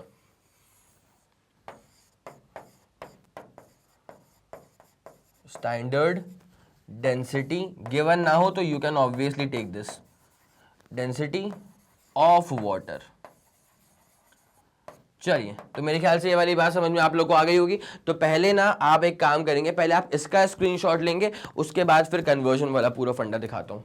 इसका स्क्रीनशॉट ले लो बेटा फट से, 3 2 1 रेडी गो एंड डन। हो गया, चलो डेंसिटी वाला पूरा फंडा क्लियर हो गया। तो डेंसिटी क्या होता है, डेंसिटी किसी बॉडी की निकाली जाएगी, उसका रेशियो क्या होगा, किस चीज का रेशियो होगा, मास of the body upon volume of the body, बस काम खत्म, ठीक है। अब उसके बाद कन्वर्जन के लिए कि कैसे कन्वर्ट करेंगे जी पर सीसी मतलब ग्राम पर सेंटीमीटर क्यूब को कैसे कन्वर्ट करेंगे किलोग्राम पर मीटर क्यूब में, वो रहा इसका फंडा, ये रहा इसका पूरा फंडा। ऊपर प्रोसीजर, नीचे रिजल्ट। ये स्टैंडर्ड डेंसिटी होती है वाटर की, तो जल्दी आप इसका भी स्क्रीनशॉट लेंगे बेटा। 3 2 1 रेडी गो एंड डन। हो गया है, चलो बहुत जबरदस्त, बहुत शानदार। ये वाला पूरा फंडा अच्छे से क्लियर हो गया होगा आप लोग को, है ना। अब आते हैं बेटा यहाँ पे एक और चीज थी, डेंसिटी तो पूरा डन हो चुका है अपना। अब आपको बताना है कि सर रिलेटिव डेंसिटी क्या होता है, ठीक है। तो रिलेटिव डेंसिटी जो है ना किसी भी बॉडी की, वो दरअसल आपको ये बताती है कि आपकी जिस पर्टिकुलर सब्सटेंस की आप बात कर रहे हो, देखो डेंसिटी भी किसी बॉडी की निकलती है, रिलेटिव डेंसिटी भी किसी बॉडी की निकलेगी, किसी सब्सटेंस की निकलेगी, ठीक है। तो अगर किसी सब्सटेंस की आप रिलेटिव डेंसिटी निकालते हो ना, तो इसकी जो रिलेटिव डेंसिटी है वो दरअसल आपको ये बताती है कि आपका जो सब्सटेंस है वो कितना टाइम्स भारी है, वो कितना टाइम्स भारी है as when compare to water, जिसका वॉल्यूम सेम वैसा ही है जैसे आपके सब्सटेंस का है, ठीक है। बट टेम्परेचर क्या है, 4 डिग्री सेंटीग्रेड। तो मैं इसको एक बार लिख देता हूं कि relative density of a substance इसका डेफिनेशन आपको लिखना पड़ेगा बेटा बहुत ही प्यार से तरीके से। तो relative density of a substance gives a measure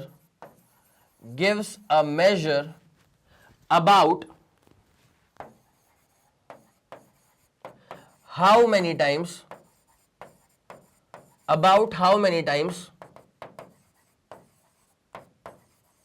the given substance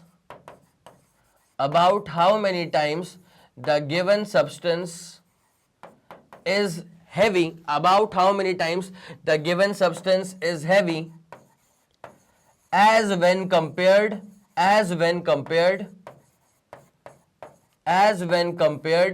to water. आपका जो गिवन सब्सटेंस है जिसके आप निकालना चाह रहे हैं रिलेटिव डेंसिटी, वो सब्सटेंस कितने टाइम्स भारी है as when compared to water, as when compared to water, but at 4 degree centigrade. आ गया समझ के नहीं आ गया? पक्का? ठीक है। अब मैं इस चीज को ना यहां पे शब्दों में बड़े प्यार से लिख देता हूं। देखो, अब ये न्यूमेरिकल्स के तौर पे फॉर्मूला कैसे बनेगा इसका? Relative density of a substance, obviously किसी सब्सटेंस की निकालोगे ना, ठीक है। तो relative density of a substance is equal to, देखो यहां पे ना कितने गुना भारी है। देखो रिलेटिव डेंसिटी का formula in terms of density भी आएगा, लेकिन पहले यहां पे शब्दों के हिसाब से क्या लिखा गया है कि कितने गुना भारी होगा, तो कितना गुना भारी होगा मतलब यहां पे मास के टर्म्स में बात की जा रही है ना। एक और चीज है कि compare to water at 4 degree centigrade and equal volume and same volume है बेटा। इसका मतलब जितना वॉल्यूम आपके सब्सटेंस का है ना, उतना ही वॉल्यूम पानी का भी है, ठीक है। बट टेम्परेचर क्या है? 4 डिग्री सेंटीग्रेड। तो relative density is mass of substance upon mass of water, mass of substance upon mass of water. यहां तो कोई मसला तो नहीं है? पक्का श्योर जा रहे हो? ठीक है। अब एक काम करना, मास ऑफ सब्सटेंस को अपन m1 बोल देंगे और मास ऑफ वाटर को अपन m बोल देंगे। या अगर ये डिनोशन नहीं भी लेना तो भी चल जाएगा, इसको अपन आगे भी कैरी ऑन कर सकते हैं। तो रिलेटिव डेंसिटी का फॉर्मूला अगर मास के टर्म्स में लिखा जाए तो mass of substance upon mass of water, obviously at 4 degree centigrade. और ध्यान रखना कि सब्सटेंस का और वाटर का दोनों का वॉल्यूम सेम था। पक्का? तो एक काम करो, जल्दी इसका स्क्रीनशॉट लो, उसके बाद कहानी को यहीं से आगे बढ़ाते हैं। चलिए ठीक है, फिर बहुत शानदार, इसको आप लोगों ने नोट कर लिया होगा। अब जरा कहानी को ना यहीं से आगे बढ़ाते हैं। तो यहाँ पे रिलेटिव डेंसिटी जो है वो mass of substance upon mass of water at 4 degree centigrade आ रहा है। अब जरा अगर मैं इसको इन टर्म्स ऑफ डेंसिटी लेकर के जाऊंगा तो कहानी कैसे डेवलप होगी, जरा गौर फरमाइएगा। Now relative density rho R लिख दूं उसको, ये क्या आ गया अपने पास? ये आ गया है मास ऑफ द सब्सटेंस अपॉन नीचे आ गया है मास of the water at 4 degree centigrade, ठीक है। तो जो मैंने m लिख के रखा है ना, this m is the mass of the substance. ये जो मैंने m लिख के रखा है, this is the mass of the substance, और यहां पे जो हमने m1 लिख के रखा है, this is mass of water, वो भी कब है बेटा? At 4 degree centigrade. और जरा ध्यान रखिएगा, volume is same.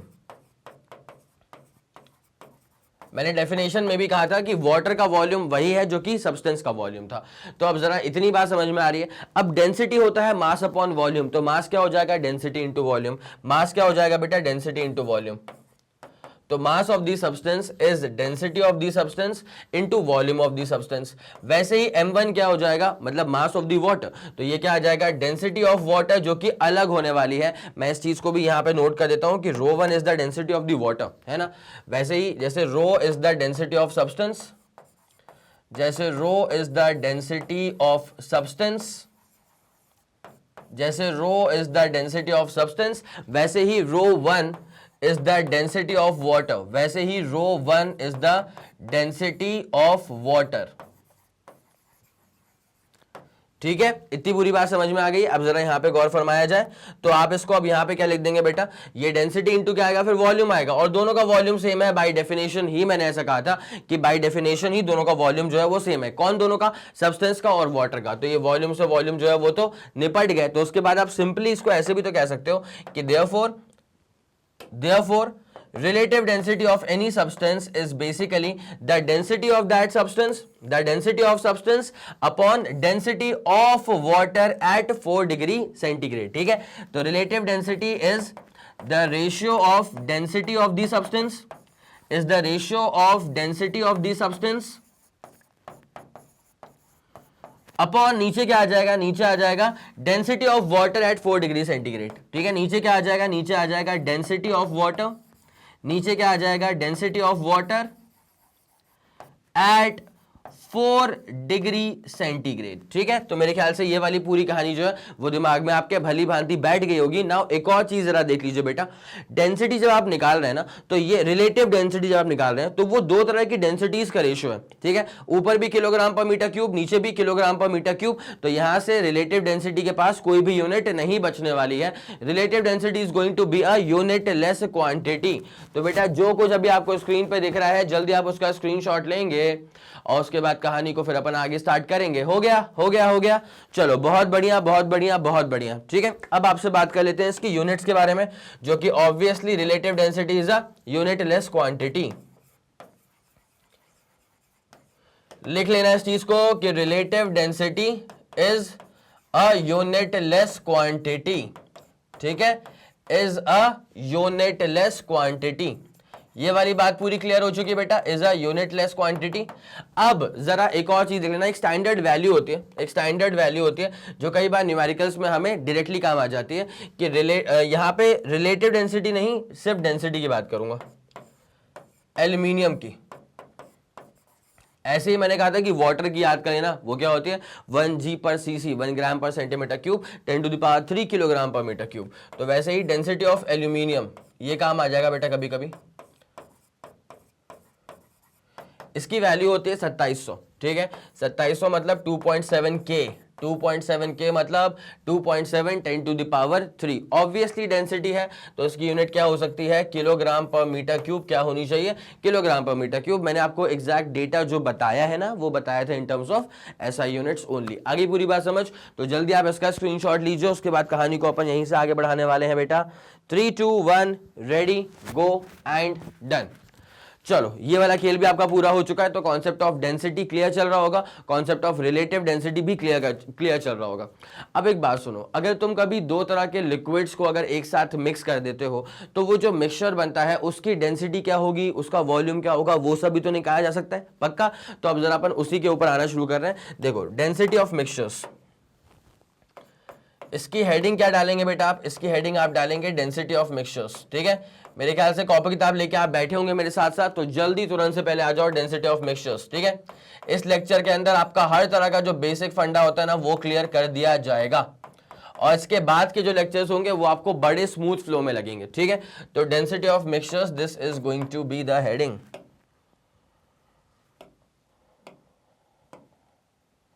Density of mixtures, मान लो दो सब्सटेंसेस हैं, दो लिक्विड्स हैं। ठीक है, डेंसिटी, अब जब दोनों को मिक्स कर दिया गया है तो डेंसिटी की बात की जाएगी कि अब डेंसिटी पे क्या फर्क पड़ने वाला है। तो मैं पहला केस आपके सामने प्रस्तुत कर रहा हूं। पहले केस में एक हल्की सी मैं कंडीशन इंपोज कर रहा हूं, दो सब्सटेंसेस जिनको हमने मिक्स किया है, to substances of masses m1 and m2, और उनकी डेंसिटी कितनी है, ρ1 एंड ρ2। ठीक है, have densities of ρ1 and ρ2। Densities क्या इनके पास, ρ1 है और ρ2 है। तो ऐसे दो इस तरह के नेचर के दो सब्सटेंसेस को मिक्स करा हुआ है। तो अब जरा आपको बताना है कि भाई साहब अब यहाँ पे जो रिजल्टेंट जो डेंसिटी आएगी मिक्सचर की वो क्या होगी। ठीक है, तो ρ1 ρ2 मतलब पहले वाले लिक्विड की या पहले वाले सब्सटेंस की डेंसिटी, और ρ2 दूसरे वाले लिक्विड की या दूसरे वाले सब्सटेंस की डेंसिटी है। तो अब अब इसकी जो कंबाइंड डेंसिटी आएगी, रिलेटिव नहीं, जो रिजल्टेंट डेंसिटी आएगी वो क्या होगी। तो जरा गौर करें, rho is the resultant density of the mixture, this rho is the resultant density of mixture. बेटा हर एक टर्म क्या सिग्निफाई कर रहा है वो मैं आपको यहां पे तरीके से बता रहा हूं, ठीक है। Relative density of mixture. चले अब जरा गौर करें, बेसिक फॉर्मूला क्या है डेंसिटी का। भाई डेंसिटी का जो बेसिक फॉर्मूला होता है ना वो तो होता है मास अपॉन वॉल्यूम, ठीक है। डेंसिटी का बेसिक फॉर्मूला क्या होता है, मास अपॉन वॉल्यूम। भाई पहले वाले सब्सटेंस का मास m1 था, दूसरे वाले सब्सटेंस का मास m2 था। जब दोनों को मिक्स कर दिया गया है ना तो जो टोटल मास है वो आ जाएगा m1 प्लस m2। आई पूरी बात समझ, पक्की बात है। उसके बाद नीचे क्या आता है, डेंसिटी का फॉर्मूला होता है मास अपॉन वॉल्यूम। तो पहले वाले का वॉल्यूम क्या होगा, v1 मान लो, दूसरे वाले का वॉल्यूम क्या होगा, v2 मान लो। तो ये हो जाएगा तुम्हारे पास मास अपॉन वॉल्यूम। यहां तक कोई दिक्कत तो नहीं है, यहां तक कोई मसला नहीं है।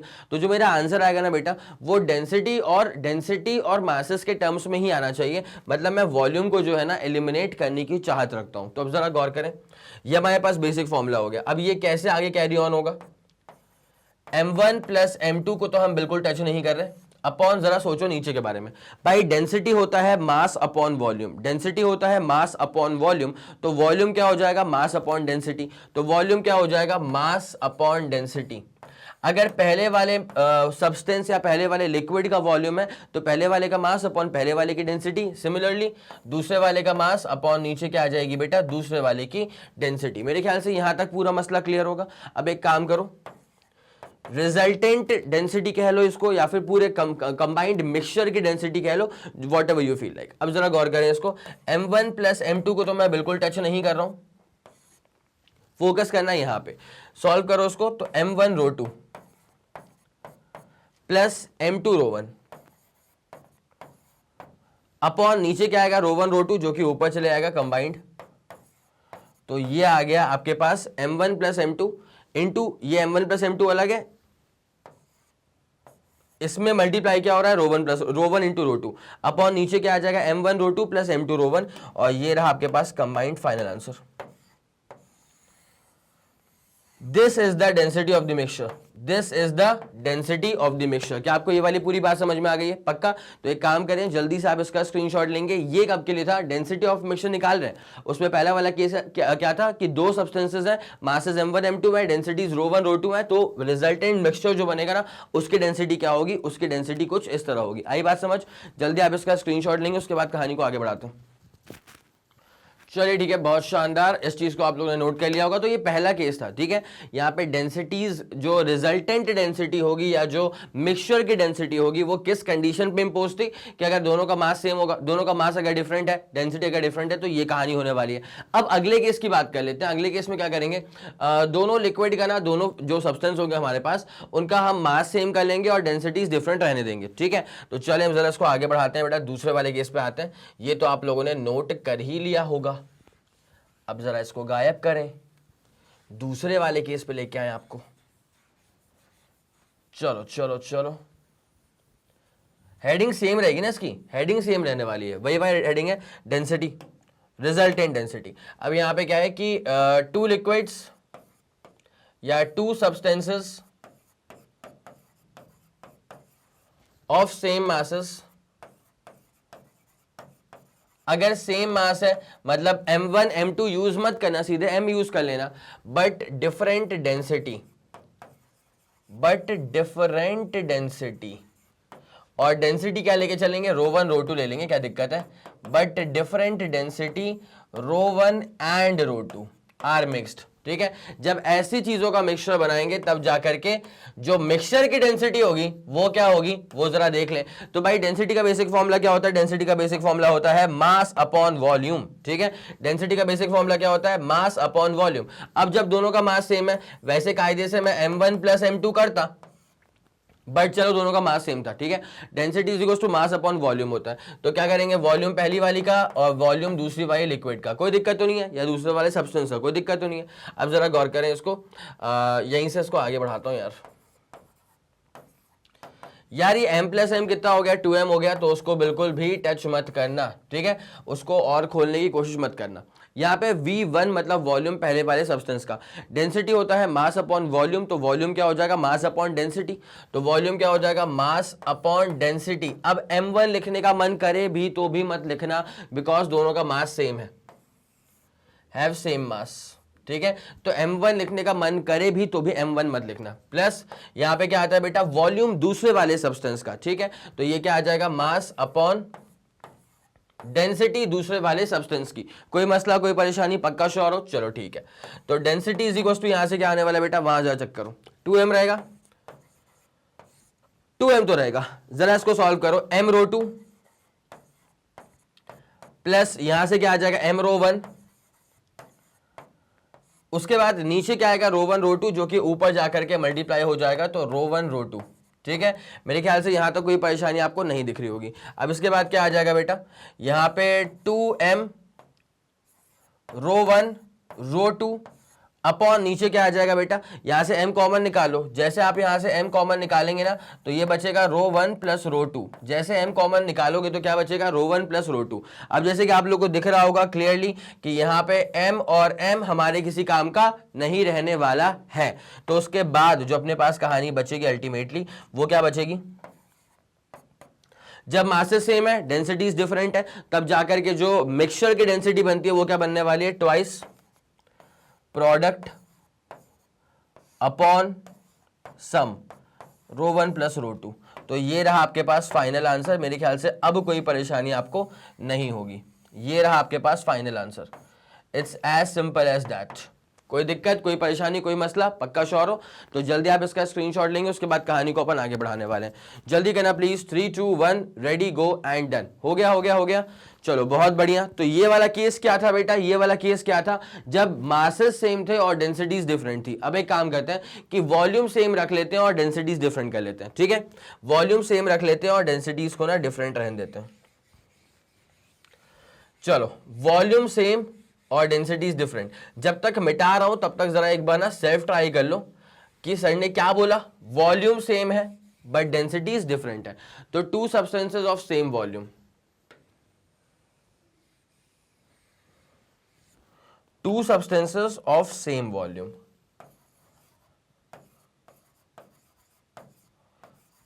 two substances of same volume but different density, ठीक है। इस बार डेंसिटी जो है ना वो डिफरेंट है, it's as simple as that, है ना। अब जरा गौर करें, अगेन वही निकालना है आपको मिक्सचर की डेंसिटी। तो जब मिक्सचर की आप डेंसिटी निकालेंगे तो ऑब्वियसली डेंसिटी का फॉर्मूला क्या होता है, मास अपॉन वॉल्यूम होता है बेटा। डेंसिटी का फॉर्मूला क्या होता है, मास अपॉन वॉल्यूम। तो मास m1 m2 अपॉन नीचे क्या आने वाला है, अच्छा यहाँ पे तो वॉल्यूम सेम हो गया, तो जब वॉल्यूम सेम आ गया तो V1 प्लस V2 करने का तुम्हारा मन करेगा, मुझे पता है, ठीक है, बट लिखना मत V1 और V2। क्यों, बिकॉज दोनों का जो वॉल्यूम है वो सेम है। इस बार वॉल्यूम सेम है बेटा, सेम व्हाट, इस बार सेम है वॉल्यूम, है ना। कोई दिक्कत नहीं कोई मसला नहीं। अब जरा गौर करें यहाँ पे क्या होने वाले, तो रो इज इक्वल टू, एक बात सुनो ना, डेंसिटी का बेसिक फॉर्मूला क्या होता है, मास अपॉन वॉल्यूम। डेंसिटी का बेसिक फॉर्मूला क्या होता है, मास अपॉन वॉल्यूम। तो वहां से मास क्या हो जाएगा, डेंसिटी इंटू वॉल्यूम। तो मास क्या हो जाएगा, डेंसिटी इनटू वॉल्यूम। अब डेंसिटी पहले वाली की जो रो 1 है ना, लेकिन पहला वाला हो या दूसरा वाला सब्सटेंस हो, दोनों का वॉल्यूम सेम था according to the given imposed condition. तो ये रो 1 V हो जाएगा और ये क्या हो जाएगा, रो 2 V। V प्लस V करेंगे 2V, V प्लस V करेंगे तो क्या आ जाएगा, 2V आ जाएगा। अब आप लोग भी जानते हैं कि यहां से क्या होने वाला है, देखो रो 1 प्लस रो 2 अलग रहने देना, क्योंकि कॉमन निकल करके V ऐसे बाहर आ जाएगा और यहां पे क्या बचेगा, यहां बचेगा 2V, यहां क्या बचेगा 2V। तो V से V जो है वो निपट जाएगा। तो उसके बाद जो आपके पास डेंसिटी बचेगी, आपके पास जो डेंसिटी बचेगी वो बचेगी रो 1 पहले वाले की डेंसिटी प्लस रो 2 दूसरे वाले की डेंसिटी अपॉन नीचे क्या आ जाएगा 2, और ये रहा आपके पास कंप्लीट फाइनल आंसर। ये रहा बेटा आपके पास कंप्लीट फाइनल आंसर। तो जल्दी आप इसका स्क्रीनशॉट ले लीजिए, उसके बाद कहानी जो है ये स्पेशल केसेस की वो खत्म हो जाएगी, फिर आपको एक अच्छे से क्वेश्चन के ऊपर लेकर के आते हैं। तो जल्दी आप इसका स्क्रीनशॉट लेंगे पहले तो बेटा, 3 2 1 रेडी गो एंड डन, ठीक है। चलें, बहुत जबरदस्त, सारे के सारे केसेस आपको बहुत ही प्यार से जो है करवा दिए गए थे और रिलेटिव डेंसिटी के बारे में जो भी कहानी थी वो भी आपके सामने प्रस्तुत कर दी गई थी। ठीक है, तो मेरे ख्याल से आप लोग इस बात को लेकर के एकदम श्योर हो गए होंगे। अब आ गया है question, two different liquids of masses 10 gram and 20 gram. अभी जो मैंने आपके सामने केसेस करवाए थे उसमें क्या हुआ था, कभी मास सेम है, डेंसिटीज अलग अलग है, कभी डेंसिटी भी अलग अलग है, मास भी अलग अलग है, कभी वॉल्यूम सेम है, डेंसिटी अलग अलग है। तो ऐसे ही केसेस को करवाने से दिमाग हल्का सा खुलता है और उसके बाद फिर आप इस तरह के क्वेश्चन जो है वो आराम से अटेम्प्ट कर पाते हैं। तो सवाल क्या आपके सामने, सवाल ये है कि दो डिफरेंट लिक्विड्स हैं जिसका मासेस ऑब्वियसली मिक्सचर करने वाले हैं। तो जिसका मास क्या है, पहले वाले का मास 10 ग्राम है, दूसरे वाले का मास 20 ग्राम है। पहले वाले की डेंसिटी है 0.84 जी पर सीसी, मैंने कहा था ग्राम पर सेंटीमीटर क्यूब है, ठीक है, तो 0.84 जी पर सीसी, और दूसरा है 0.95, दूसरा वाला रिलेटिवली ज्यादा डेंसर है, तो 0.95 gram per centimetre cube are mixed together, find the density of the mixture. आपको मिक्सचर की डेंसिटी निकालनी है, आपको क्या निकालना है, जो मिक्सचर है उसकी डेंसिटी क्या होगी ये आपको फाइंड आउट करना है। बेटा एक काम करो, ये सवाल सेल्फ ट्रायल है, ठीक है, तो जल्दी एक बार सेल्फ ट्राई करो, जो भी आपका आंसर आ जाए कमेंट सेक्शन में जाकर के आंसर लिख दीजिएगा कि सर ये वाले क्वेश्चन का ये रहा आंसर। आ गया तो बहुत शानदार, अगर नहीं आता है तो फिर इसको मैं सॉल्व करवाता हूं, जल्दी करना प्लीज। चलिए ठीक है, फिर तो सवाल आप लोगों ने देख लिया होगा अच्छे से भली भांति। अब जरा सवाल को मैं भी चेक कर लूं, मैं भी ट्राई कर लेता हूं। तो दो डिफरेंट लिक्विड्स हैं जिसका मास है, एक का मास है 10 ग्राम, एक का मास है 20 ग्राम। तो सोल्यूशन में जो गिवन डेटा है जरा उसको प्यार से लिख लिया जाए, ठीक है। तो मासेस कितना है बेटा, यहाँ पे पहले वाले का मास है 10 ग्राम और दूसरे वाले का मास है कितना बेटा, 20 ग्राम। और डेंसिटीज क्या गिवन है बेटा, तो डेंसिटीज हैं 0.84 ग्राम पर सेंटीमीटर क्यूब, और डेंसिटी दूसरे वाले की है 0.95 gram per centimetre cube. It's as simple as that. अब आपसे पूछा हुआ है कि what is the density of the mixture, what is the density of the mixture.